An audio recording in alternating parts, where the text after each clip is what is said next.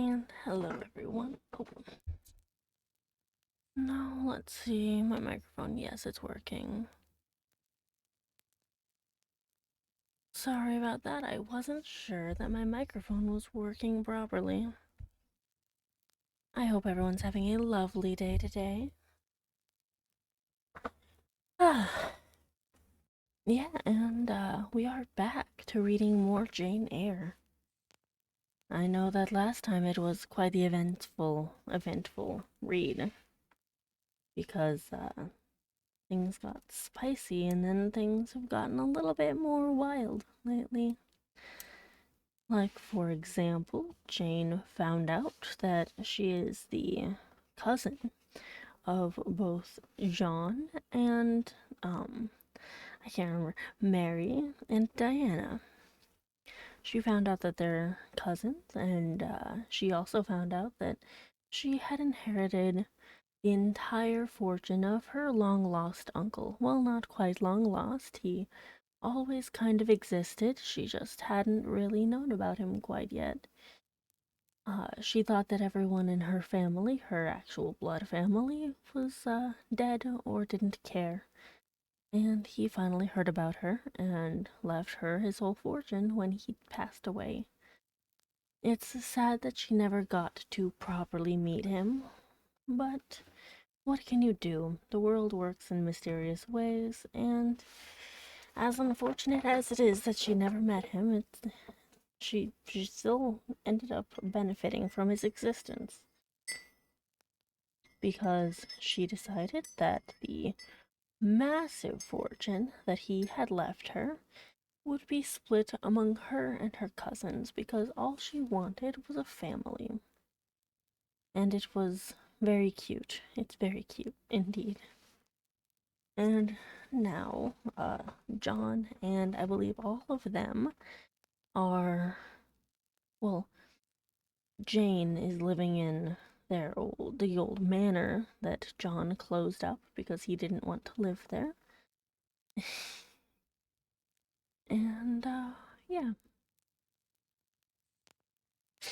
Let's see, I need to remember where we were actually. We're actually quite a ways in. Let's see. Because they were celebrating recently. Oh, thank you so much, Kata, for the follow. I appreciate it, and I hope that you're nice and cozy and comfy while we continue to read on.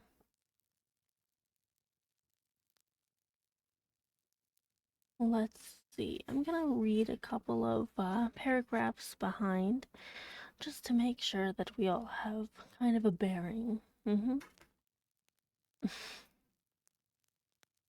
Let's see. Oh, my book holder is getting a little bit overwhelmed by this book right now.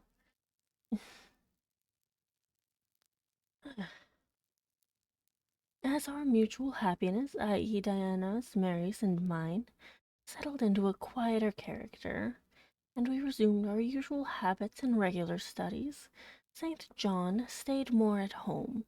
He sat with us in the same room, sometimes for hours together, while Mary drew. Diana pursued a course of encyclopedic reading she had, to my awe and amazement, undertaken. And I worked away at German. He pondered a mystic lore of his own, that of some Eastern tongue, the acquisition of which he thought necessary for his plans, because he's still planning on going on his mission trip. Because obviously he would be miserable not doing that, because he needs something to do, or else he'll lose his mind. Thus engaged, he appeared, sitting in his own recess, quiet and absorbed enough. But that blue eye of his had a habit of leaving the outlandish-looking grammar, and wandering over, and sometimes fixing upon us, his fellow students, with a curious intensity of observation. If caught, it would be instantly withdrawn. Yet ever and anon it returned searchingly to our table. I wondered what it meant, I wondered, too, at the punctual satisfaction he never failed to exhibit on an occasion that seemed to me of small moment, namely, my weekly visit to Morton School. And still more was I puzzled when, if the day was unfavorable, if there was snow or rain or high wind, and his sisters urged me not to go, he would invariably make light of their solicitude, and encourage me to accomplish the task without regard to the elements. Jane is not such a weakling as you would make her, he would say. She can bear a mountain blast, or a shower, or a few flakes of snow, as well as any of us. Her constitution is both sound and elastic, better calculated to endure variations of climate than many more robust. And when I returned, sometimes a good deal tired, and not a little weather-beaten, I never dared complain, because I saw that to murmur would be to vex him. On all occasions fortitude pleased him. The reverse was a special annoyance. One afternoon, however, I got leave to stay at home, because I really had a cold. His sisters were gone to Morton in my stead. I sat reading Schiller, he deciphering his crabbed foreign scrolls, as I exchanged a translation for an exercise. I happened to look his way. There I found myself under the influence of the ever-watchful blue eye. How long it had been searching me through and over I cannot tell. So keen was it, and yet so cold. I felt for a moment superstitious, as if I were sitting in the room with something uncanny. "Jane, what are you doing?" "Learning German? I want you to give up German and learn Hindostani." "You are not in earnest?" "In such earnest that I must have it so, and I will tell you why."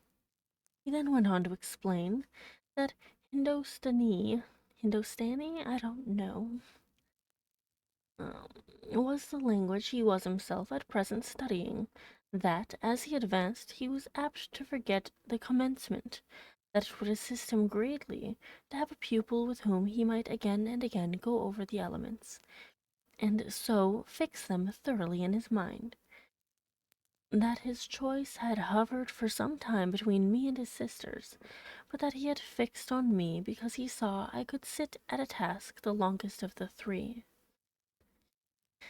Would I do him this favor, I should not, perhaps, have to make the sacrifice long, as it wanted now barely 3 months to hide his departure. St. John was not a man to be lightly refused.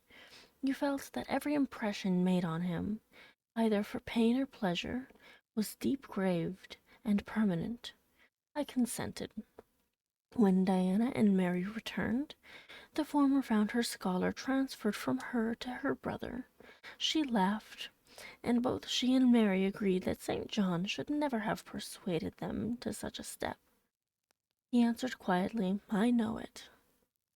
I found him a very patient, very forbearing, and yet an exacting master.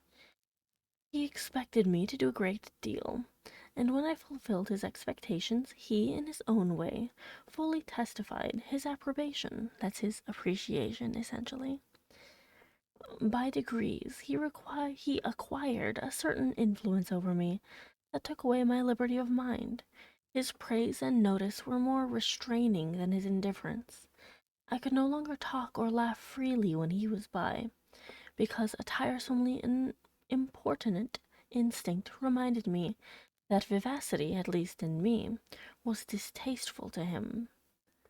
I was so fully aware that only serious moods and occupations were acceptable, that in his presence every effort to sustain or follow any other became vain.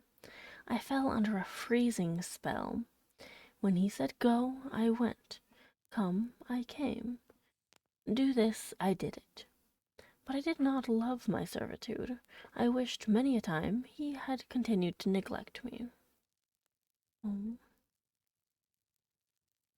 One evening, when, at bedtime, his sisters and I stood around him, bidding him good night, He kissed each of them, as was his custom, and, as was equally his custom, he gave me his hand. Diana, who chanced to be in a frolicsome humor, she was not painfully controlled by his will, for hers, in another way, was as strong, exclaimed, "St. John, you used to call Jane your third sister, but you don't treat her as such. You should kiss her too."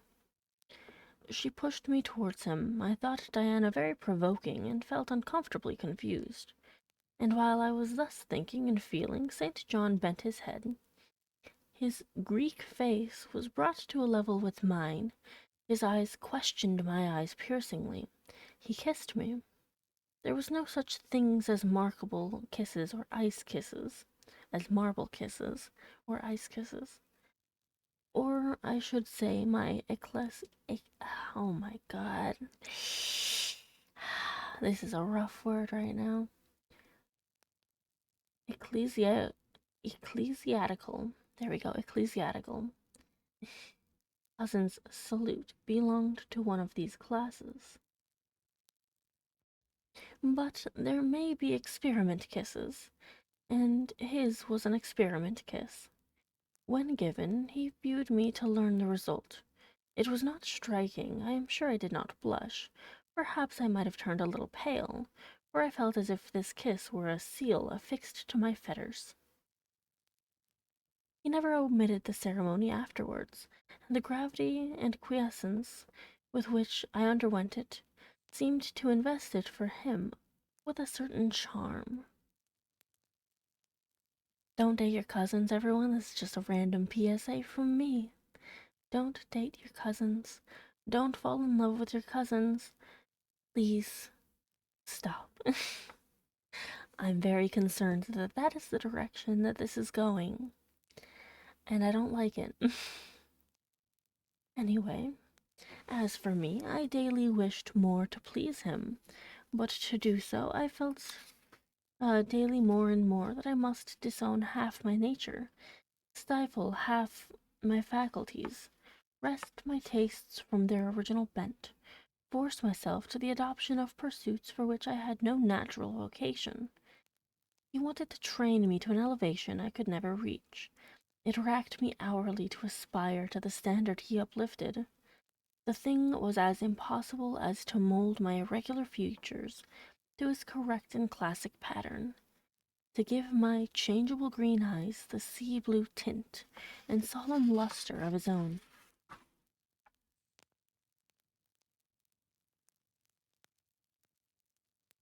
One second.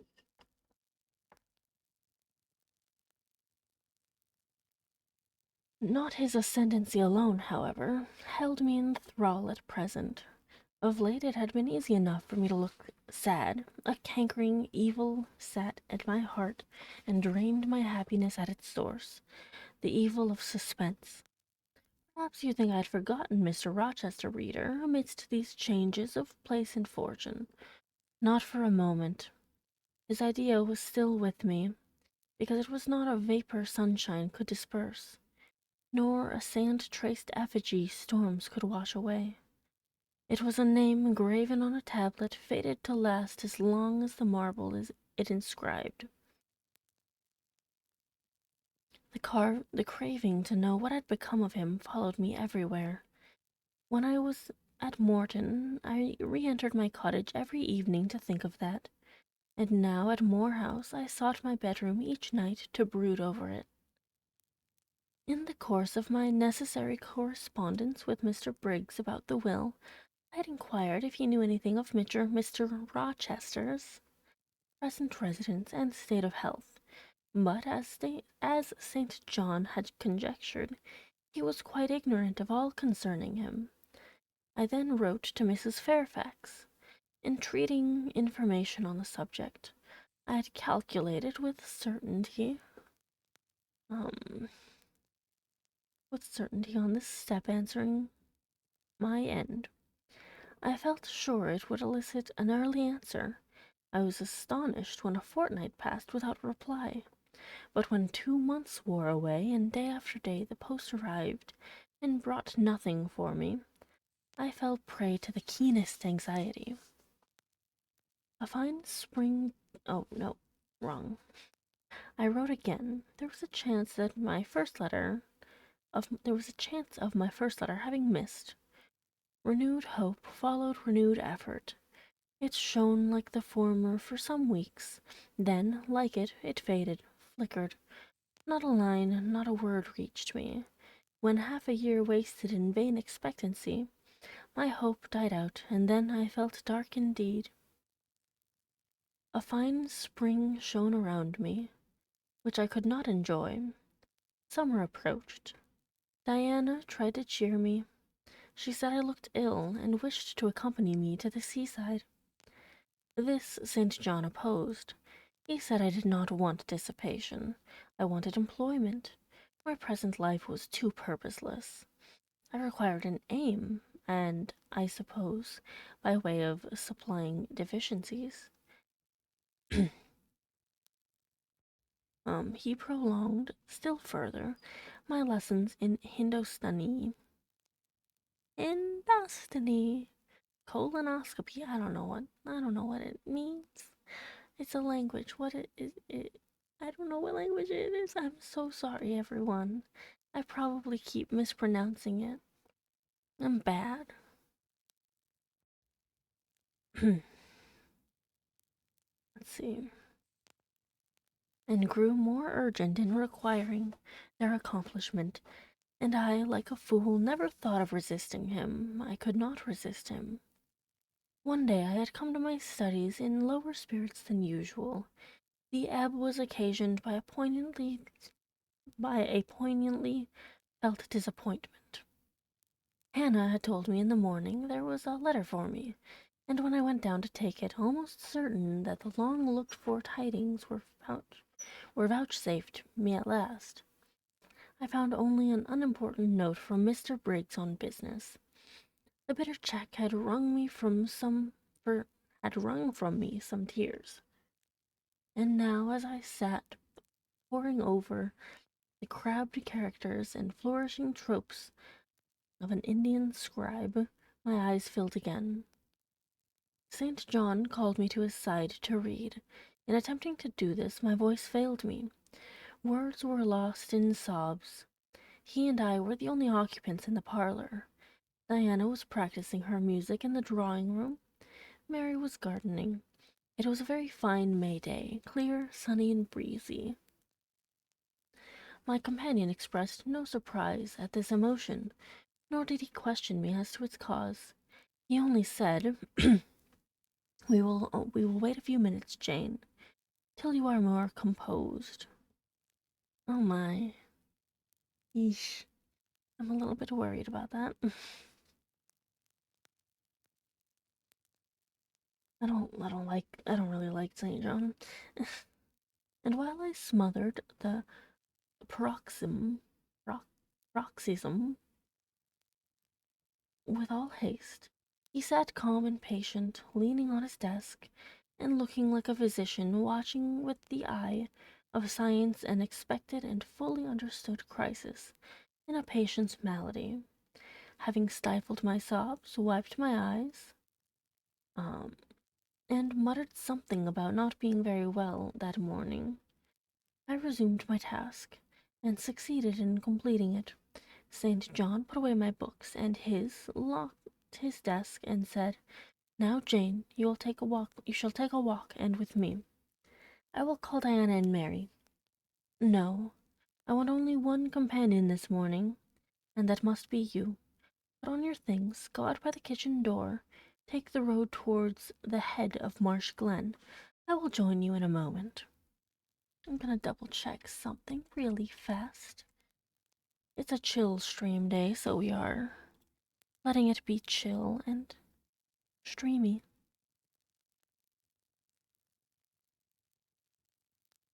One moment.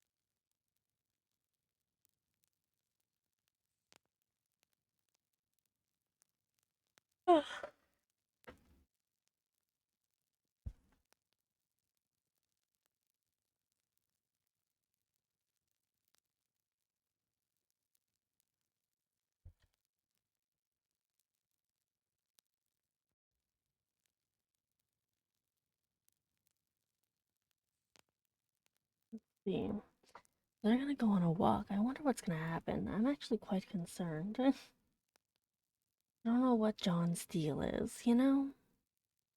You know?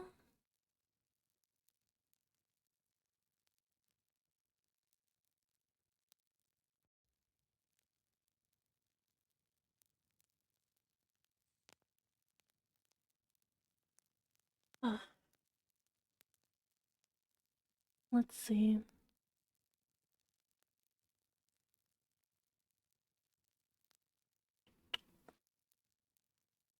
Sorry. Yeah?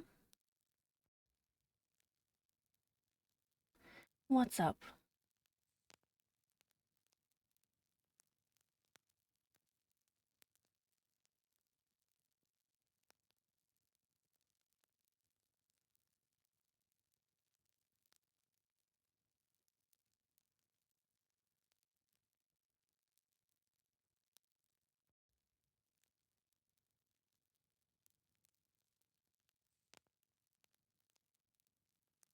Hello.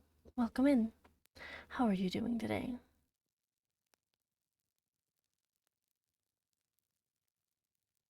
I hope you're having a lovely day. But yeah, Jane's about to go on a walk with John, and I'm very concerned about it. I'm extremely nervous. We're going to Marsh Glen. What a strange place to go. I know no medium. Oh, I'm pretty good. I hope you're doing well too. And I hope that you get nice and cozy and enjoy me reading Jane Eyre. We're on page 467. We're right near the end of it too. Just so you know.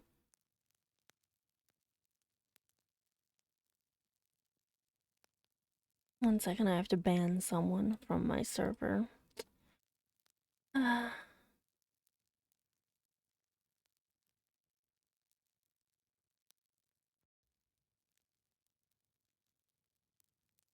There we go. I know no medium. I never in my life have known any medium in my dealings with positive, hard characters, antagonistic to my own, between absolute submission and determined revolt. I have always faithfully observed the one, up to the very moment of bursting, sometimes with volcanic vehemence, into the other, and as neither present circumstances warranted, nor my present mood inclined me to mutiny, I observed careful obedience to St. John's directions, and in 10 minutes I was treading the wild track of the glen, side by side with him. The breeze was from the west. It came over the hills, sweet with scents of heath and rush. The sky was of stainless blue. The stream descending the ravine, swelled with past spring rains, poured along plentiful and clear, catching golden gleams from the sun and sapphire tints from the firmament. As we advanced and left the track, we trod a soft turf, mossy, fine, and emerald green, minutely enamelled with a tiny white flower, and spangled with a star-like yellow blossom. The hills, meantime, shut us quite in, for the glen towards its head wound to their very core. "Let us rest here," said St. John, as we reached the first stragglers of a battalion of rocks, guarding a sort of pass, beyond which the beck rushed down a waterfall, and where, still a little farther, the mountain shook off turf and flower, had only heath for raiment and crag for gem, where it exaggerated the wild to the savage, and exchanged the fresh for the frowning, where it guarded the forlorn hope of solitude, and at last refuge for silence. Dang, that sounded sweet. That sounded super sweet.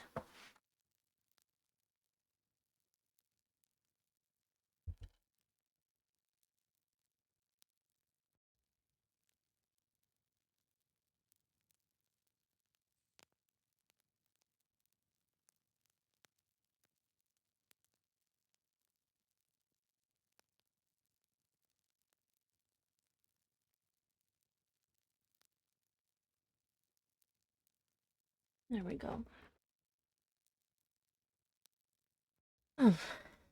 I took a seat. St. John stood near me.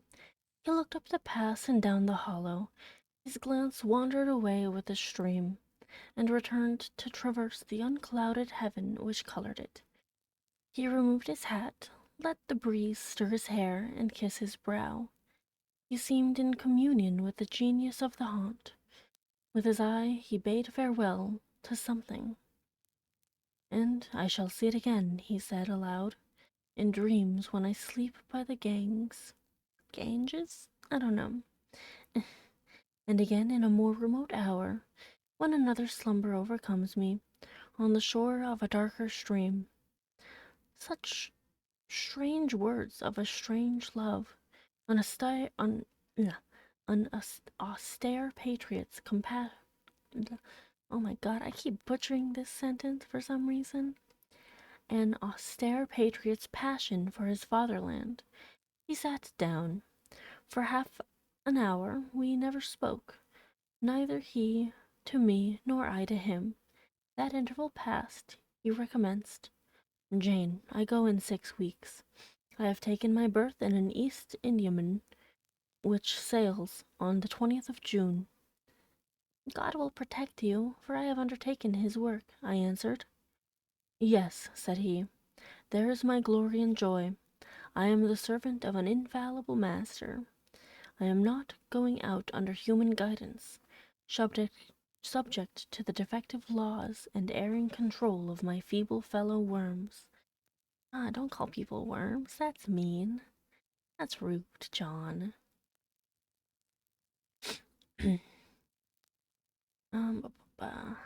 Sorry, I got distracted. "My king, my lawgiver, my captain is the all-perfect."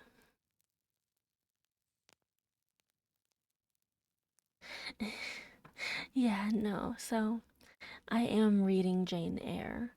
It's Whispers of the Void, where I read classic literature because it's in public domain and I can read it. And I like reading through older things, you know?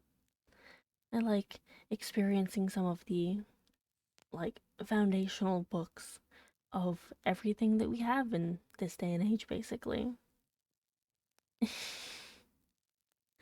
And this is Jane Eyre, one of the most famous, well, I would say gothic-ish romances, but more just a very famous romance book. We are on page 468, and Mr. St. John is going on a very weird rambling thing about how he's leaving for another country, and he has all of the faith in the world that he's doing the right thing. He's very preachy. Then again, he is a priest, so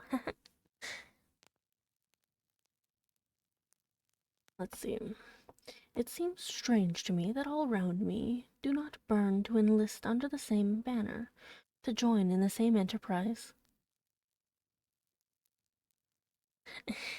No, book mommy's just my outfit. It's it's only for normal streams. It just changes me to this outfit for 15 minutes now. "All have not your powers, and it would be folly for the feeble to wish to march with the strong." I do not speak to the feeble, or think of them. I address only such as are worthy of the work, and competent to accomplish it. Those are few in number, and difficult to discover.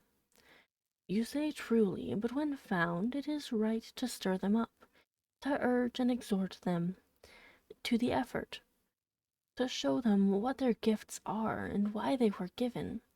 I speak to speak heaven's message in their ear, to offer them, direct from God, a place in the ranks of his chosen." My goodness. Again, really preachy. He is a priest, so it makes sense. "If they are really qualified for the task, will not their own hearts be the first to inform them of it?" I felt as if an awful charm was framing round and gathering over me. I trembled to hear some fatal word spoken which would at once declare and rivet the spell. "And what does your heart say?" demanded St. John. "My heart is mute. My heart is mute," I answered, struck and thrilled. "Then I must speak for it," continued the deep, relentless voice. "Jane, come with me to India. Come as my helpmeet and fellow laborer." The glen and sky spun round. The hills heaved. It was as if I had heard a summons from heaven, as if a visionary messenger like him of Macedonia had announced, "Come over and help us." But I was no apostle. I could not behold the herald. I could not receive his call. "Oh, St. John," I cried, "have some mercy."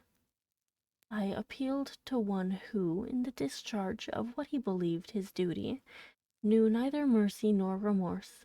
He continued, "God and nature intended you for a missionary's wife. It is not personal, but mental endowments they have given you. You are formed for labor, not for love. A missionary's wife you must, shall be. You shall be mine. I claim you, not for my pleasure, but for my sovereign service." Fuck this guy. Fuck you, St. John. Get the fuck out of here. Absolutely not. If Jane says yes, I am going to throw something at her. I'm going to defenestrate this book right to her fucking face. I know it's fiction, but oh my god.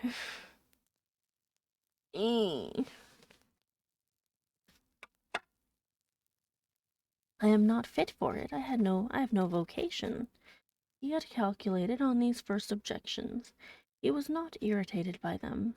Indeed, as he leaned back against the crag behind him, folded his arms on his chest, and fixed his countenance, I saw he was prepared for a long and trying opposition, and had taken in a stock of patience to last him to its close. Resolved, however, that close should be conquest for him. I really hate this fucking guy. Ugh, he's so gross. Hate him, hate him, hate him. Anyway. "Humility, Jane," said he, "is the groundwork of Christian virtues. You say right that you are not fit for the work. Who is fit for it? Or who that ever was truly called believed himself worthy of the summons? I, for instance, am but dust and ashes. With St. Paul I acknowledge myself the chiefest of sinners." It's all the history, yeah. I still hate him. I fucking hate St. John. This fucking guy. He's like, "You're gonna be my wife, not because I actually like you or care about you at all, but because I want you and, I think it's the right thing to do." It's like, oh my god, she's your cousin. I would absolutely stab him if she is his cousin.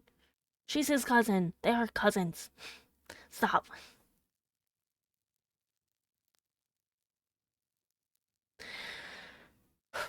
Okay.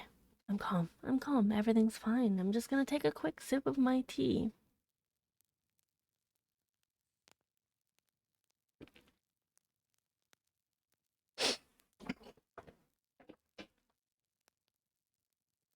Okay. But I do not suffer this sense of my personal vileness to daunt me.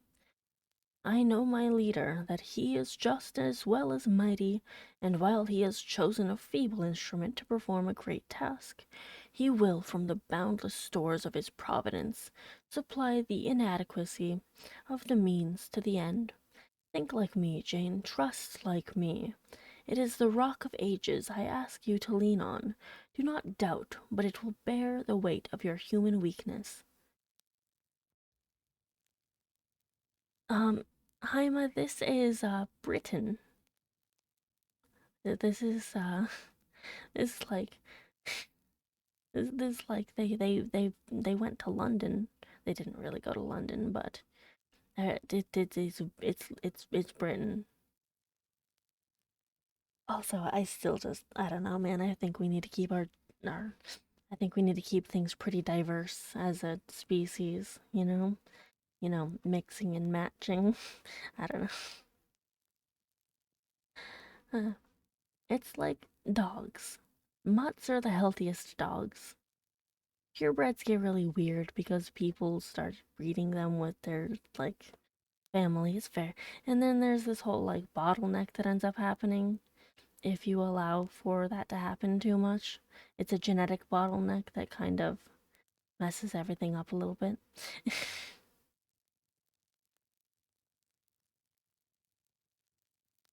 Also, it is very common in the States too. Uh, yeah, I mean, I hate pugs. Not for what they are, but for how we've made them. But yeah, like, there are some states, like, I'm pretty sure New Jersey is one of the states where you're allowed to marry your family perfectly legally. I don't know. It's one of the easterny states. It's ironic because everyone says, like, oh, it's the very middle of America in the South that it's banjo music. But yeah, there's only like a couple of states in the US where marrying family is legal. Uh and it's not the ones you expect, basically. Anyway, I hate St. John so much. I do not understand a missionary life. I've never studied missionary labors. There I, humble as I am, can give you the aid you want.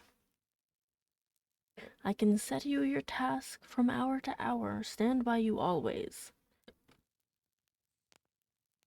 Yeah, it's very confusing and concerning. Anyway, I can set you your task from hour to hour, stand by your side always, help you from moment to moment. This I could do in the beginning, soon, for I know your powers. You would be as strong and apt as myself, and would not require my help. I hate him. Anyway, but my powers, where are they for this undertaking? I do not feel them. Nothing speaks or stirs in me while you talk. I am sensible of no light kindling, no life quickening, no voice counseling me or cheering. Oh, I wish I could make you see how much my mind is at this moment like a rayless dungeon, with one shrinking fear fettered in its depths, the fear of being persuaded by you to attempt what I cannot accomplish. I have an answer for you. Hear it. I have watched you ever since we first met. I have made you my study for 10 months. I have provided you in that time by sundry tests.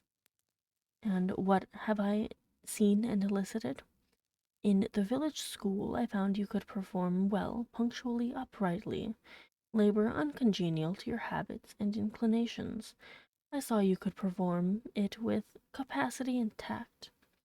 You could win while you controlled. Post in your Discord telling where it's allowed. Ooh, what channel did you put that in? Because I don't know if I want that in my actual channel.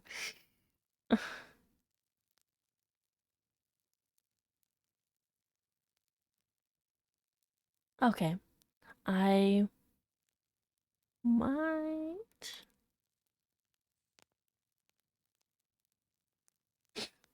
It's very concerning.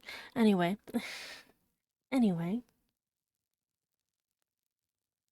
I feel like that might honestly need to be in like not safe for work or something because that's a very concerning thing to be looking at. Anyway, let's see. In the calm with which you learnt you had become suddenly rich, I read a mind clear of the vice of Demas. Lucre had no undue power over you. In the resolute readiness with which you cut your wealth into 4 shares, keeping but one to yourself, and relinquishing the 3 others to claim of abstract justice. Yeah, I mean, can you just send that to me privately? Yeah, I mean, yeah, NSFW is fine. Yeah, yeah, that's better. Thank you. Sorry, it's just that's a very strange topic to, just kind of have out there. Ba, ba, ba.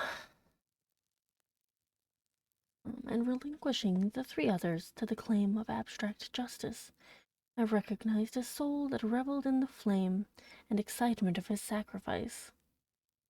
I mean, it's still very much concerning, even if you live in a place like that. I would never, ever say that an individual has certain beliefs because of a place that they live. I think that is kind of a narrow, small minded way of looking at the world. Like, there are individuals in every single location of the world. Every single one. It's impossible to find two people that think exactly the same, no matter what's going on. Everyone's an individual. Keep it in mind. Let's see. That reveled in the flame and excitement of sacrifice, in the tractability with which, at my wish, you forsook a study in which you were interested, and adopted another because it interested me, in the untiring assiduity with which you have since persevered in it, in the unflagging energy and unshaken temper with which you have met its difficulties, I acknowledge the compliment of the qualities I seek. Jane, you are docile, diligent, disinterested, faithful, constant, and courageous, very gentle and very heroic. Cease to mistrust yourself. I can trust you unreservedly. As a conductress of Indian schools and a helper amongst Indian women, your assistance will be, to me, invaluable. Ugh, I fucking hate him. I hate him so much. Ugh, he has such a fucking. He's so cocky. He's like, oh well, we'll teach them about the things and blah blah blah. Because clearly we know better than them. Ugh, anyway, he has this really annoying superiority complex that I fucking hate. My iron shroud contracted around me. Persuasion advanced with slow, sure step. Shut my eyes as I would, these last words of his succeeded in making the way, which had seemed blocked up, comparatively clear. My work, which had appeared so vague, so hopelessly diffuse, condensed itself as he proceeded, and assumed a definite form under his shaping hand. He waited for an answer. I demanded a quarter of an hour to think, before he again hazarded a reply. Very willingly, he rejoined, and rising, he strode a little distance up the pass, threw himself down on a swell of heath, and there lay still. I can do what he wants me to do. I am forced to see and acknowledge that, I meditated. That is, if life be spared me. I feel mine is not the existence to be long protracted under an Indian sun. What then? He does not care for that. When my time came to die, he would resign me, in all serenity and sanctity, to the God who gave me. The case is very plain before me. In leaving England, I should leave a loved but empty land. Mr. Rochester is not there, and if he were, what can that ever be to me? My business is to live without him now. Nothing so absurd, so weak as to drag on from day to day, as if I were waiting some impossible change in circumstances, which might reunite me to him. Of course, as St. John once said, I must seek another interest in life to replace the one lost. It is not the occupation he now offers me, no, is not the occupation he now offers me truly the most glorious man can adopt, or God assign? It is not, by its noble cares and sublime results, the one best calculated to fill the void left by uptorn affections and demolished hope. I believe I must say yes, and yet I shudder. Alas, if I join St. John, I abandon half myself, If I go to India, I go to premature death. And how will the interval between leaving England for India and India for the grave be filled? Oh, I know well. That, too, is very clear to my vision. By straining to satisfy St. John till my sinews ache, I shall satisfy him to the finest central point and farthest outward circle of his expectations. If I do go with him, if I do make the sacrifice he urges, I will make it absolutely. I will throw all on the altar, heart, vitals, the entire victim. He will never love me, but he shall approve me. I will show him energies he has not yet seen, resources he has never suspected. Yes, I can work as hard as he can, and with as little grudging. Consent, then, to his demand is possible, but for one item, one dreadful item. It is that he asks me to be his wife, and has no more of a husband's heart for me than that frowning giant of a rock, down which the stream is foaming in yonder gorge. He prizes me as a soldier would a good weapon, and that is all.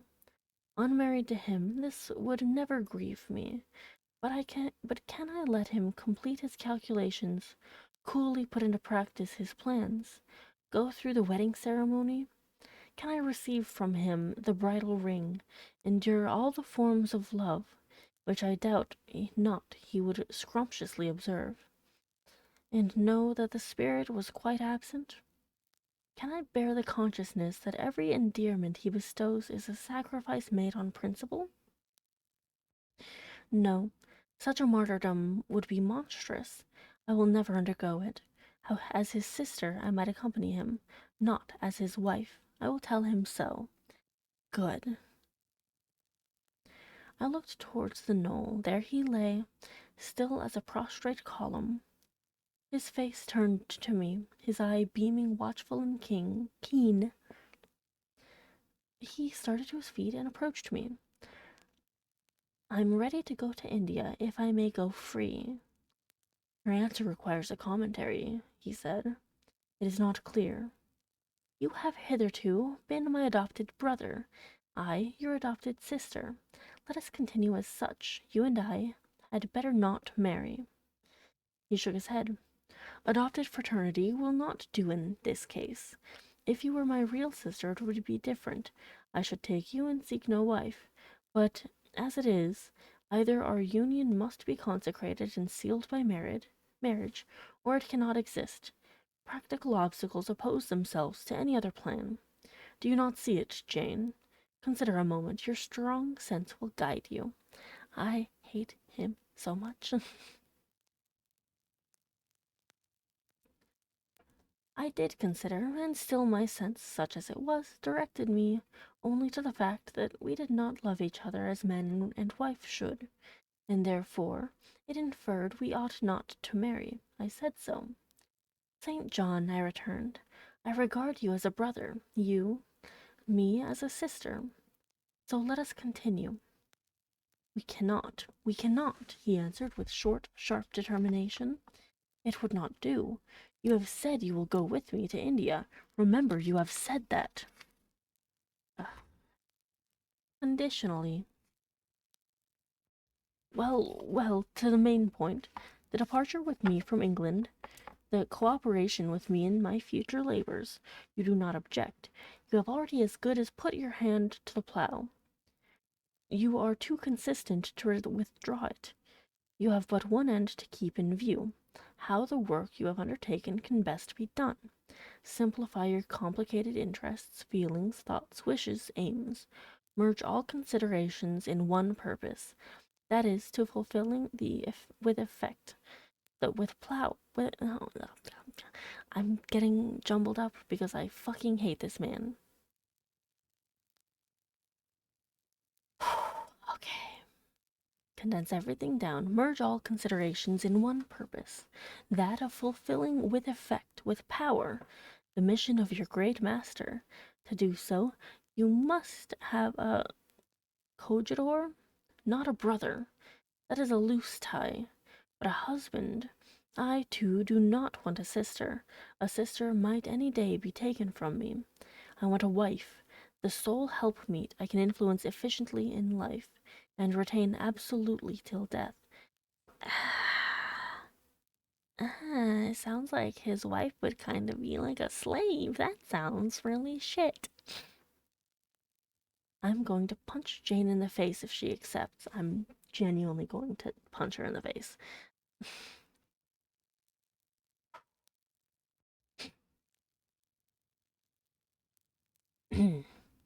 I shuddered as he spoke. I felt his influence in my marrow, his hold on my limbs. Seek one elsewhere than in me, St. John. Seek one fitted to you. One fitted to my purpose, you mean, fitted to my vocation.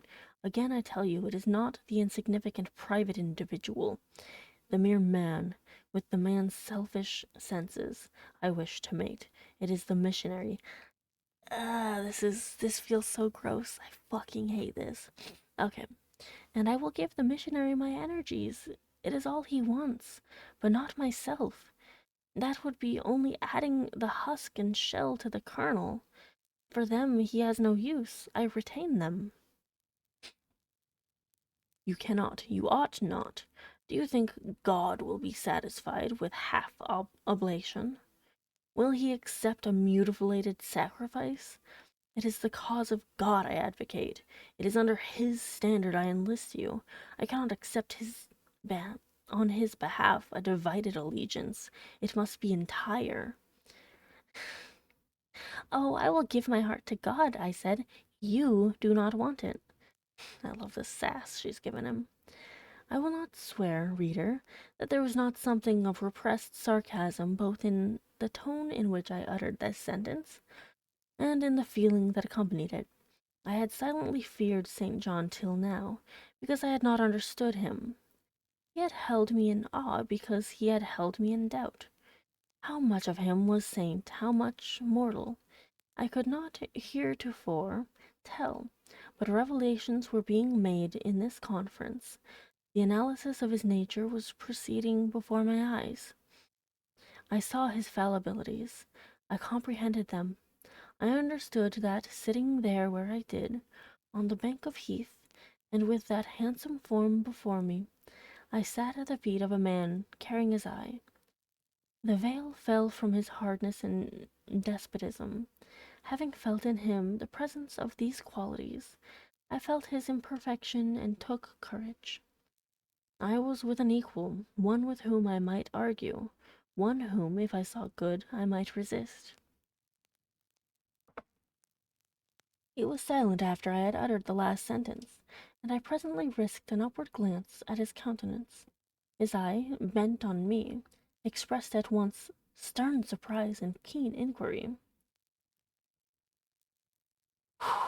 Okay. Is she sarcastic, and sarcastic to me? It seemed to say. What does this signify? Do not let us forget that this is a solemn matter, he said ere long, one of which we may neither think nor talk lightly without sin.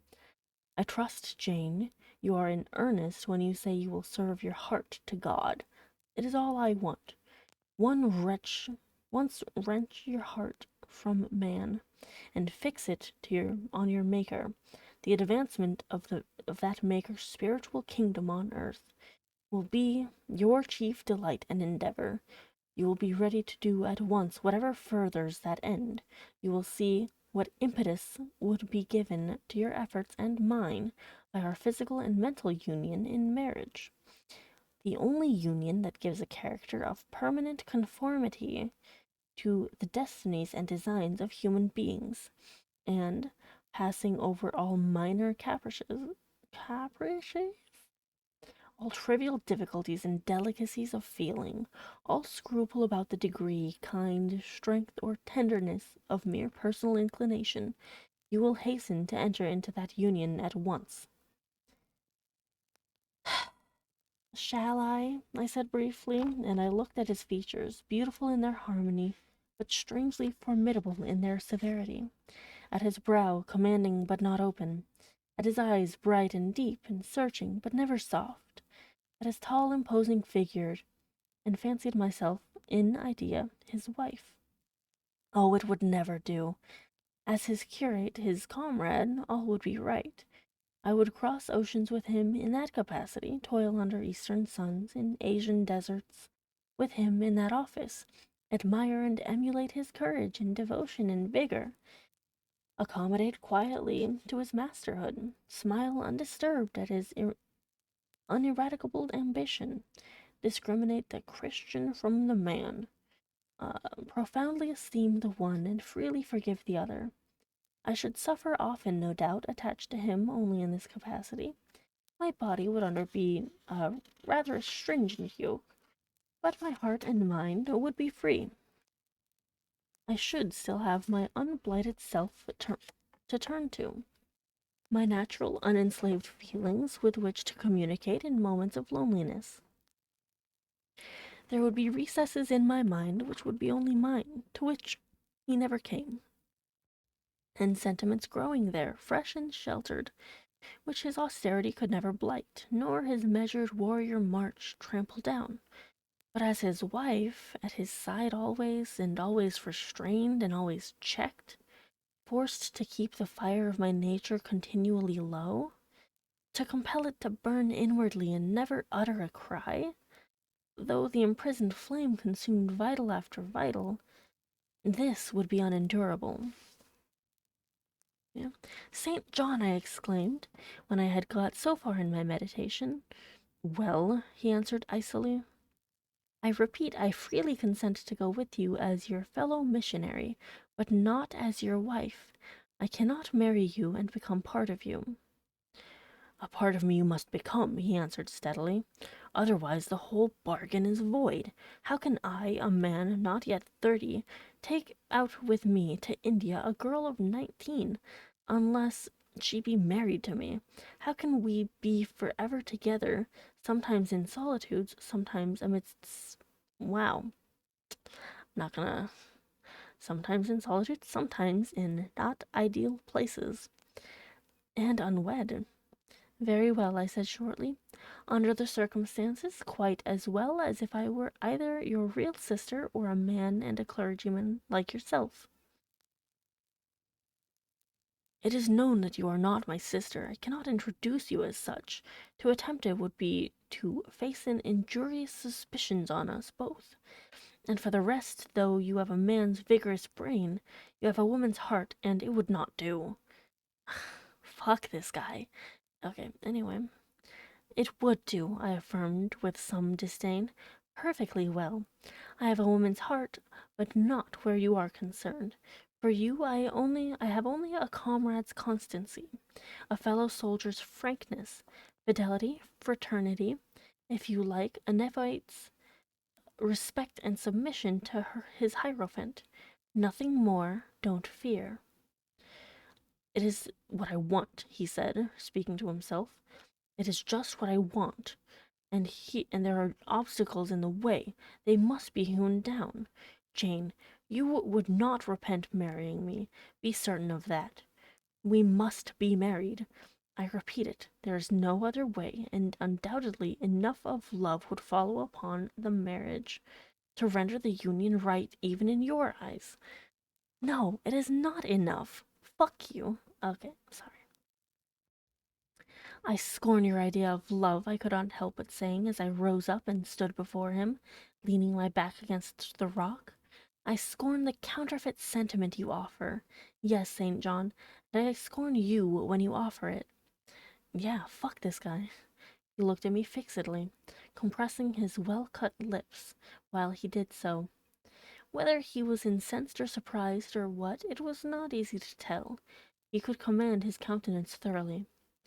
I scarcely expected to hear that expression from you, he said. I think I have done and uttered nothing to deserve scorn. I was touched by his gentle tone, and overawed by his high, calm mien.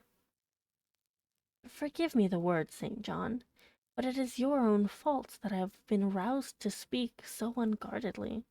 You have introduced a topic on which our natures are at variance. a topic we should never discuss. The very name of love is an apple of discord between us. If the reality were required, what should we do? How should we feel? My dear cousin, abandon your scheme of marriage. Forget it. No, said he. It is a long and cherished scheme, and the only one which can secure my great end. But I shall urge you no further at present. Tomorrow I leave home for Cambridge. I have many friends there, to whom I should wish to say farewell. I shall be absent a fortnight. Take the space of time to consider my offer, and do not forget that if you reject it, it is not me you deny, but God. Through my means he opens you to a noble career. As my wife only can you enter upon it. Refuse to be my wife, and you limit yourself forever to a track of selfish ease and barren obscurity. Tremble lest in that case you should be numbered with those who have denied the faith and are worse than infidels. Holy fuck. Fuck this guy. Seriously. Jesus fucking Christ. Looked, and he had done. Turning from me, he once more looked to river, looked to hill. But this time his feelings were all pent in his heart. I was not worthy to hear them uttered. As I walked by his side homeward, I read well in his iron silence all he felt towards me, the disappointment of an austere and despotic nature, which has met resistance where it expected submission, the disapprobation of a cool, inflexible judgment, which has detected in another feelings and views in which it has no power to sympathize. In short, as a man, he would have wished to coerce me into obedience. It was only as a sincere Christian he bore so patiently with my perversity, and allowed so long a space for reflection and repentance. That night, after he had kissed his sisters, he thought proper to forget to even shake hands with me, but left the room in silence. I, who thought I had no love, had much friendship for him, was hurt by the marked omission, so much hurt that tears started to my eyes.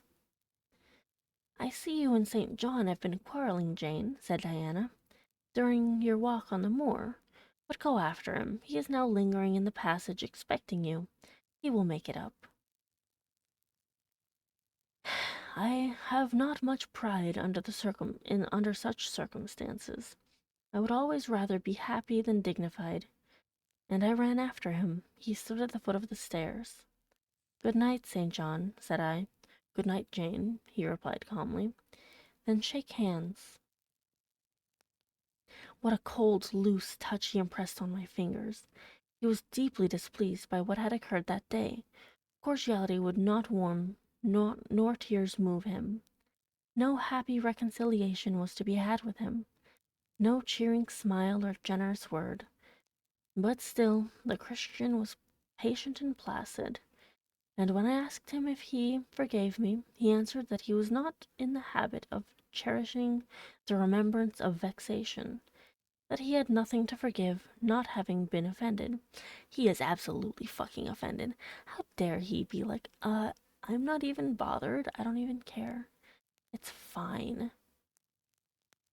Like, bitch, fuck you. And with that answer he left me. I would much rather he had knocked me down. Yeah, 'cause he's being a dick.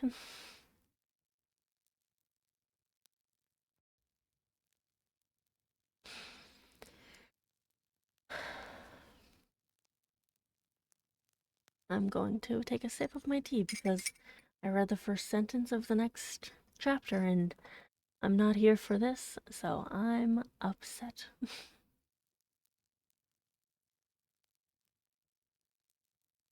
Man, I thought St. John was cool. Now he's being a fucking dick. Chapter 35. He did not leave for Cambridge that day, as he had said he would. He deferred his departure a whole week, and during that time he made me feel What severe punishment a good yet stern, a conscientious yet implacable man can inflict on one who has offended him. Without one overt act of hostility, one upbraiding word, he continued to impress me momently with the conviction that I was put beyond the pale of his favor. Not that St. John harbored a spirit of unchristian vindictiveness, not that he would have injured a hair of my head, if it had been fully in his power to do so. Both by nature and principle, he was superior to the mean gratification of vengeance. He had forgiven me for saying I scorned him and his love, but he had not forgotten the words. He forgave her but didn't forget. Wow, crazy. God, this guy seems so fucking abusive. I hate it. Anyway, and as long as he and I lived, he never would forget them. I saw by his look when he turned to me that they were always written on the air between me and him. Whenever I spoke, they sounded in my voice to his ear, and their echo toned every answer he gave me. He did not abstain from conversing with me. He even called me, as usual, each morning to join him at his desk. And I fear the corrupt man within him had a pleasure unimparted to, and unshared by, the pure Christian, in evincing with what skill he could, while acting and speaking apparently just as usual, extract from every deed and every phrase the spirit of interest and approval which had formerly communicated a certain austere charm to his language and manner. To me he was in reality become no longer flesh but marble. His eye was a cold, bright blue gem, his tongue a speaking instrument, nothing more. All this was torture to me, refined, lingering torture. It kept up a slow fire of indignation and a trembling trouble of grief, which harassed and crushed me altogether. I felt how, if I was his wife, this good man, pure as the deep sunless source, could soon kill me, without drawing from my veins a single drop of blood, or receiving on his own crystal conscience the faintest stain of crime. Especially I felt this when I made any attempt to propitiate him. Propitiate. Propitiate? I think so. No Ruth met my Ruth. He experienced no suffering from estrangement, no yearning after reconciliation, and though more than once my fast-falling tears blistered the page over which we both bent, they produced no more effect on him than if his heart had been really a matter of stone or metal. To his sisters, meantime, he was somewhat kinder than usual, as if afraid that mere coldness would not sufficiently convince me how completely I was banished and banned. He added the force of contrast, and this I am sure he did not by force, but on principle. The night before he left home, happening to see him walking in the garden about sunset, and remembering as I looked at him that this man, alienated as he now was, had once saved my life, and that we were near relations, I was moved to make a last attempt to regain his friendship. I went out and approached him as he stood leaning over the little gate. I spoke to the point at once. St. John, I am unhappy because you are still angry with me. Let us be friends. I hope we are friends, was the unmoved reply, while he still watched the rising of the moon, which he had been contemplating as I approached. No, we are not friends as we were, you know that. Are we not? That is wrong. For my part, I wish you no ill and all good. Fuck this guy. Fuck this guy. He's like, oh, I've just been giving you the fucking super cold shoulder and being an asshole to you. But I thought we were still friends. You think we're not still friends? Well, that says everything about you. Like, what the fuck?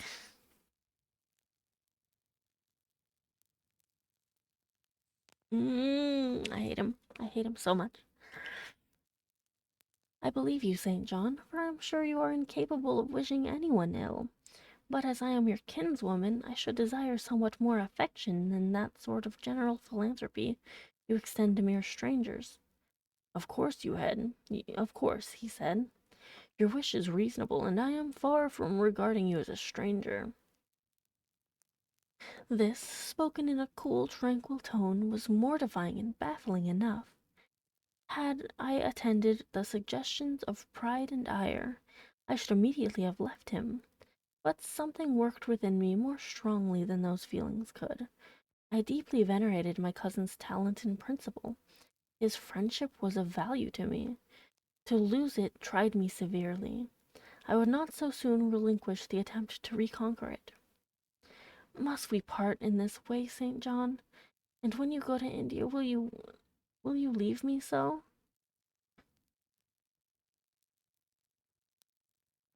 Oh, that's okay. It's fine.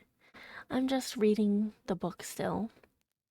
And St. John became just the biggest asshole in the entire world. And I hate him, and I want to punch him.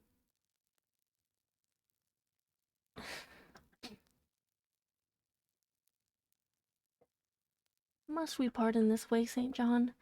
And when you go to India, will you leave me so without a kinder word than you have yet spoken? He now turned quite from the moon and faced me.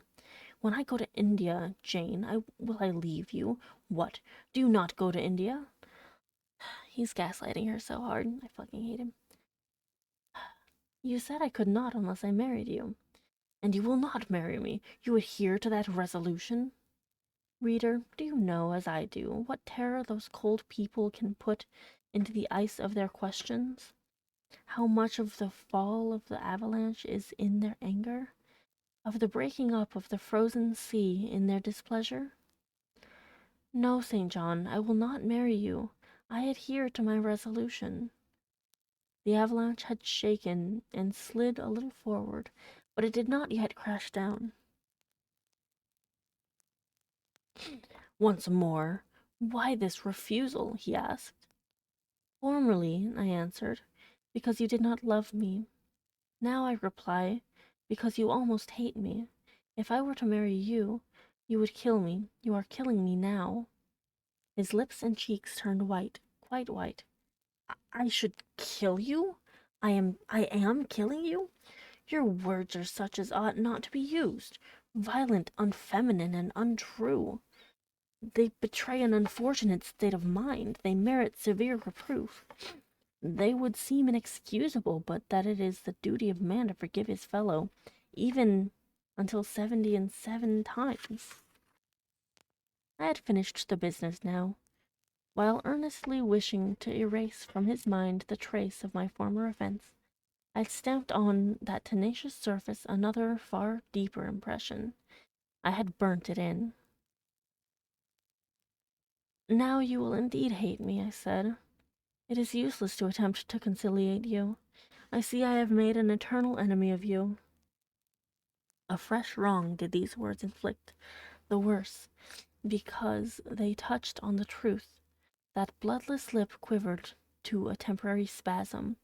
I knew the steely ire I had whetted. I was heart-wrung.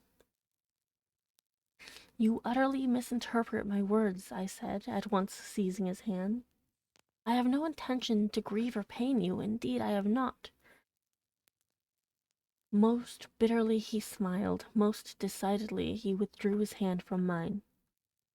And now you recall your promise, and will not go to India at all, I presume, said he, after a considerable pause. Yes, I will, as your assistant, I answered. A very long silence succeeded. What struggle there was in him between nature and grace, in this interval, I cannot tell. Only singular gleams scintillated in his eyes, and strange shadows passed over his face. He spoke at last. I before proved to you the absurdity of a single woman of your age proposing to accompany abroad a single man of mine. I proved it to you in such terms as I should have thought would have prevented your ever again alluding to the plan. That you have done so I regret for your sake.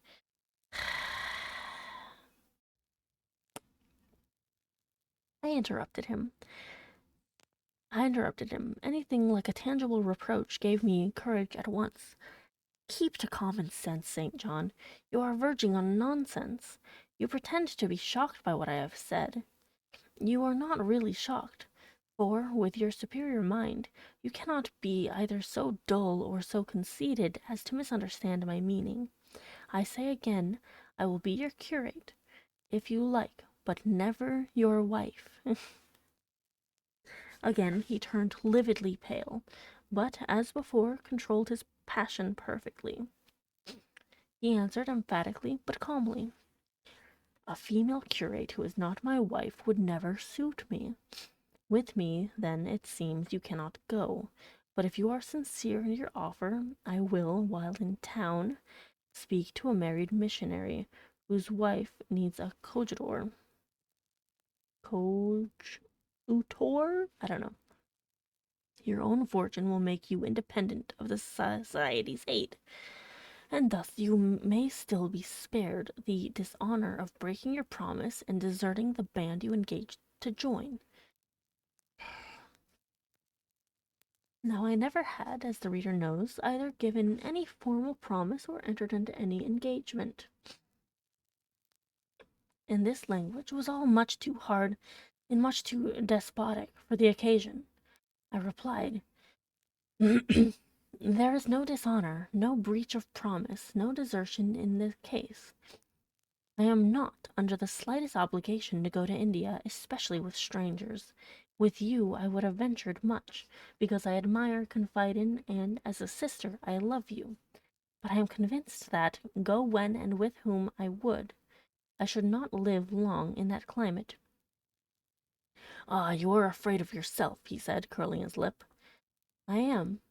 God did not give me my life to throw away, and to do as you wish me would, I begin to think, be almost equivalent to committing suicide. Moreover, before I definitively resolve on quitting England, I will know for certain whether I cannot be of greater use by the remaining in it than by leaving it." "What do you mean?" "It would be frivolous to attempt to explain, but there is a point on which I have long endured painful doubt, and I can go nowhere till by some means that doubt is removed. I know where your heart turns and to what it clings. The interest you cherish is lawless and unconsecrated. Long since you ought to have crushed it. Now you should blush to allude to it. You think of Mr. Rochester." It was true. I confessed it by silence. "Are you going to seek Mr. Rochester?" "I must find out what has become of him." "It remains for me, then," he said, "to remember you in my prayers, and to entreat God for you, in all earnestness, that you may not indeed become a castaway. I had thought I recognized in you one of the chosen, but God sees not as man sees. His will be done." Ah, so gross. He opened the gate, passed through it, and strayed away down the glen. He was soon out of sight. On re-entering the parlor, I found Diana standing at the window, looking very thoughtful. Diana was a great deal taller than I. She put her hand on my shoulder, and, stooping, examined my face. "Jane," she said, "you are always agitated and pale now. I'm sure there is something the matter. Tell me what business St. John and you have on hands. I have watched you this half-hour from the window. You must forgive me for being such a spy. But for a long time I have fancied I hardly know what. St. John is a strange being." She paused. I did not speak. Soon she resumed. "That brother of mine cherishes peculiar views of some sort respecting you. I am sure he has long distinguished you by a notice, and interest he never showed to anyone else. To what end? I wish he loved you, Jane. Does he?" I put her cool hand on my hot forehead. "No, Di, not one whit." "Then why does he follow you so with his eyes, and get you so frequently alone with him, and keep you so continually at his side, Marion and I both concluded he wished you to marry him. He does. He has asked me to be his wife. Diana clapped her hands. This is just what we have hoped and thought. And you will marry him, Jane, won't you? And then we will stay in England. Far from that, Diana. His sole idea in proposing to me is to procure a fitting fellow laborer in his Indian toils. What? He wishes you to go to India? Yes. Madness, she exclaimed. You would not live 3 months there, I am certain. You shall never go. You never shall go. You have not consented, have you, Jane? I have refused to marry him, and have consequently displeased him, she suggested. Deeply. He will never forgive me, I fear. Yet I offered to accompany him as his sister. It was frantic folly to do so, Jane. Think of the task you undertook. One of incessant fatigue, where fatigue kills even the strong, and you are weak. St. John, you know him, would urge you to do impossibilities.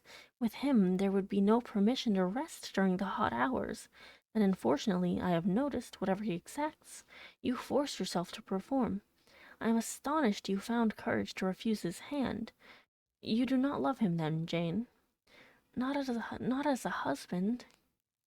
Yet he is a phantom fellow? Yet he is a handsome fellow. And I am so plain, you see, Di. We should never suit. Plain? You? Not at all. You are much too pretty, as well as too good to be grilled alive in Calcutta. And again she earnestly conjured me to give up all thoughts of going out with her brother. Yeah, I must indeed, I said, for when, just now, I repeated the offer of serving him for a deacon, he expressed himself shocked at my want of decency. He seemed to think I had committed an impropriety in proposing to accompany him unmarried, as if I had not from the first hoped to find in him a brother, and habitually regarded him as such. What makes you say he does not love you, Jane? You should hear himself on the subject. He has again and again explained that it is not himself but his office he wishes to mate. He has told me I am formed for labor, not for love, which is true, no doubt. But in my opinion, if I am not formed for love, it follows that I am not formed for marriage. Would it not be strange, Di, to be chained for life to a man who regarded one but as a useful tool? Insupportable, unnatural, out of the question. I like that Diana's like, fuck my brother, fuck this guy, he's a dick. And then, I continued, though I have only sisterly affection for him now, yet if forced to be his wife, I can imagine the possibility of conceiving an inevitable, strange, torturing kind of love for him, because he is so talented, and there is often a certain heroic grandeur in his look, manner, and conversation. In that case, my lot would become unspeakably wretched. He would not want me to love him, and if I showed the feeling, he would make me sensible that it was a superfluity, superfluous, superfluity, unrequired by him, unbecoming in me.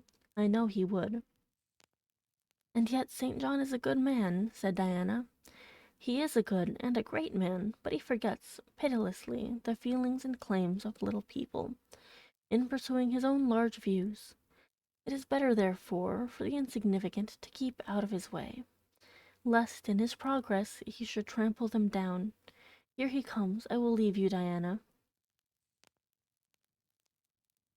And I hastened upstairs as I saw him entering the garden. But I was forced to meet him again at supper. During that meal he appeared just as composed as usual. I had thought he would hardly speak to me, and I was certain he had given up the pursuit of his matrimonial scheme.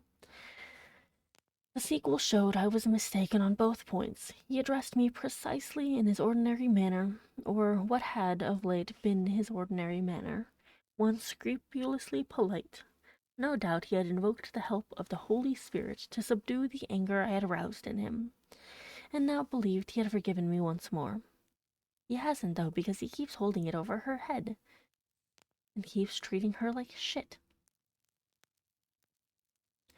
For the evening reading before prayers, he selected the 21st chapter of Revelation. Oh, great. It was at all times pleasant to listen while from his lips fell the words of the Bible. And never did his fine voice sound at once so sweet and full, never did his manner become so impressive in its noble simplicity as when he delivered the oracles of God.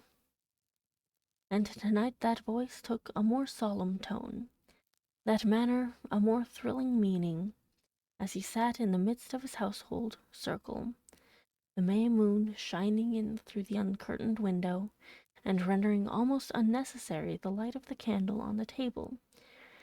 As he sat there, bending over the great old Bible, and described from its page the vision of the new heaven and the new earth, told how God would come to dwell with men, how he would wipe away all tears from their eyes, and promised that there should be no more death, neither sorrow nor crying nor any more pain, because the former things were passed away. The succeeding words thrilled me strangely as he spoke them, especially as I felt, by the slight indescribable alteration in sound, that in uttering them his eye had turned on me.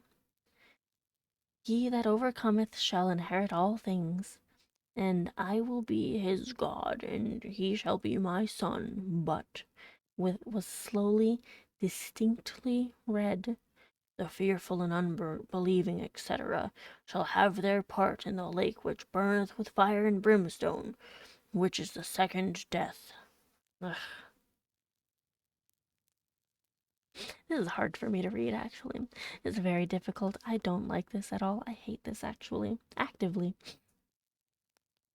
Henceforward, I knew what fate St. John feared for me. A calm, subdued triumph, blent with a longing earnestness, marked his enunciation of the last glorious verses of that chapter.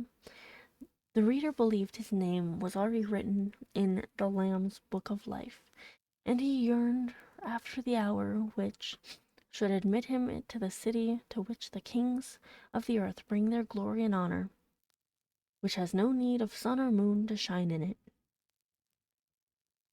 because the glory of God lightens it, and the Lamb is the light thereof. In the prayer following the chapter, all his energy gathered, all his stern zeal woke. He was in deep earnest, wrestling with God, and resolved on the conquest. He supplicated strength for the weak-hearted, guidance for wanderers from the fold, of return, even at the 11th hour, for those whom the temptations of the world and the flesh were luring from the narrow path. He asked, he urged, he claimed the boon of a brand snatched from the burning earnestness, from the burning. Earnestness is ever deeply solemn. First, as I listened to that prayer, I wondered at his. Then, when it continued and rose, I was touched by it, and at last awed. He felt the greatness and goodness of his purpose so sincerely, others who heard him plead for it could not but feel it too. The prayer over, we took leave of him. He was to go at a very early hour in the morning. Diana and Mary, having kissed him, left the room, in compliance, I think, with a whispered hint from him. I tendered my hand and wished him a pleasant journey. Thank you, Jane. As I said, I shall return from Cambridge in a fortnight. That space, then, is yet left you for reflection. If I listened to human pride, I should say no more to you of marriage with me. But I listen to my duty, and keep steadily in view my first aim, to do all things to the glory of God. My master was long suffering, so will I be. I hate this. I cannot give you up to perdition as a vessel of wrath. Repent, resolve while there is yet time. Remember, we are bid to work while it is day, warned that the night cometh when no man shall work. Remember the fate of Dives, who had his good things in life. God give you strength to choose that better part with which shall not be taken from you. I'm sorry, I have to give him a cartoonish villain voice because he's just he's like Judge Claude Frollo. He's just as bad. Like, he's bad in a different way, but still fucking bad. He laid his hand on my head as he uttered the last words. He had spoken earnestly, mildly. His look was not indeed that of a lover beholding his mistress, but it was that of a pastor recalling his wandering sheep, or better, of a guardian angel watching the soul for which he was responsible. All men of talent, whether they be men of feeling or not, whether they be zealots or aspirants or despots, provided only they be sincere, have their sublime moments when they subdue and rule. I felt veneration for St. John, veneration so strong that its impetus thrust me at once to the point I had so long shunned. I was tempted to cease struggling with him, to rush down the torrent of his will into the gulf of his existence, and there lose my own. I was almost as hard beset by him now as I had been once before, in a different way, by another. I was a fool both times. To have yielded then would have been an error of principle. To have yielded now would have been an error of judgment. So I think at this hour, when I look back to the crisis through the quiet medium of time, I was unconscious of folly at that instant. I stood motionless under my hierophant's touch. My refusals were forgotten, my fears overcome, my wrestlings paralyzed. The impossible, i.e., my marriage with St. John, was fast becoming the possible. All was changing utterly with a sudden sweep. Religion called, angels beckoned, God commanded. Life rolled together like a scroll. Death's gates opening showed eternity beyond. It seemed that for safety and bliss there, all here might be sacrificed in a second. The dim room was full of visions. "Could you decide now?" asked the missionary. The inquiry was put in gentle tones. He drew me to him as gently as his tones. Oh, that gentleness! How far more potent it is than force! I could resist St. John's wrath. I grew pliant as a reed under his kindness. Yet I knew all the time, if I yielded now, I should not the less be made to repent, some day, of my former rebellion. His nature was not changed by 1 hour of solemn prayer. It was only elevated. I could decide if I were but certain, I answered. Were I but convinced that it is God's will I should marry you, I could vow to marry you here and now. Come afterwards what would. My prayers are heard, ejaculated St. John as he pressed his hand firmer on my head, as if he claimed me. He surrounded me with his arm, almost as if he loved me. I say almost. I knew the difference, for I had felt what it was to be loved. But, like him, I now put love out of the question, and thought only of duty.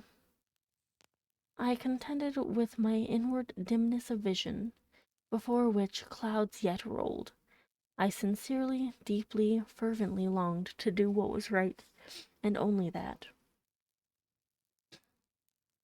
Show me the path, I entreated heaven. I was excited more than I had ever been, and whether what followed was the effect of excitement the reader shall judge. All the house was still, for I believe all except St. John and myself were now retired to rest. The one candle was dying out. The room was full of midnight, of moonlight. My heart beat fast and thick. I heard its throb. Suddenly it stood still to an inexpressible feeling that thrilled it through and passed at once to my head and extremities.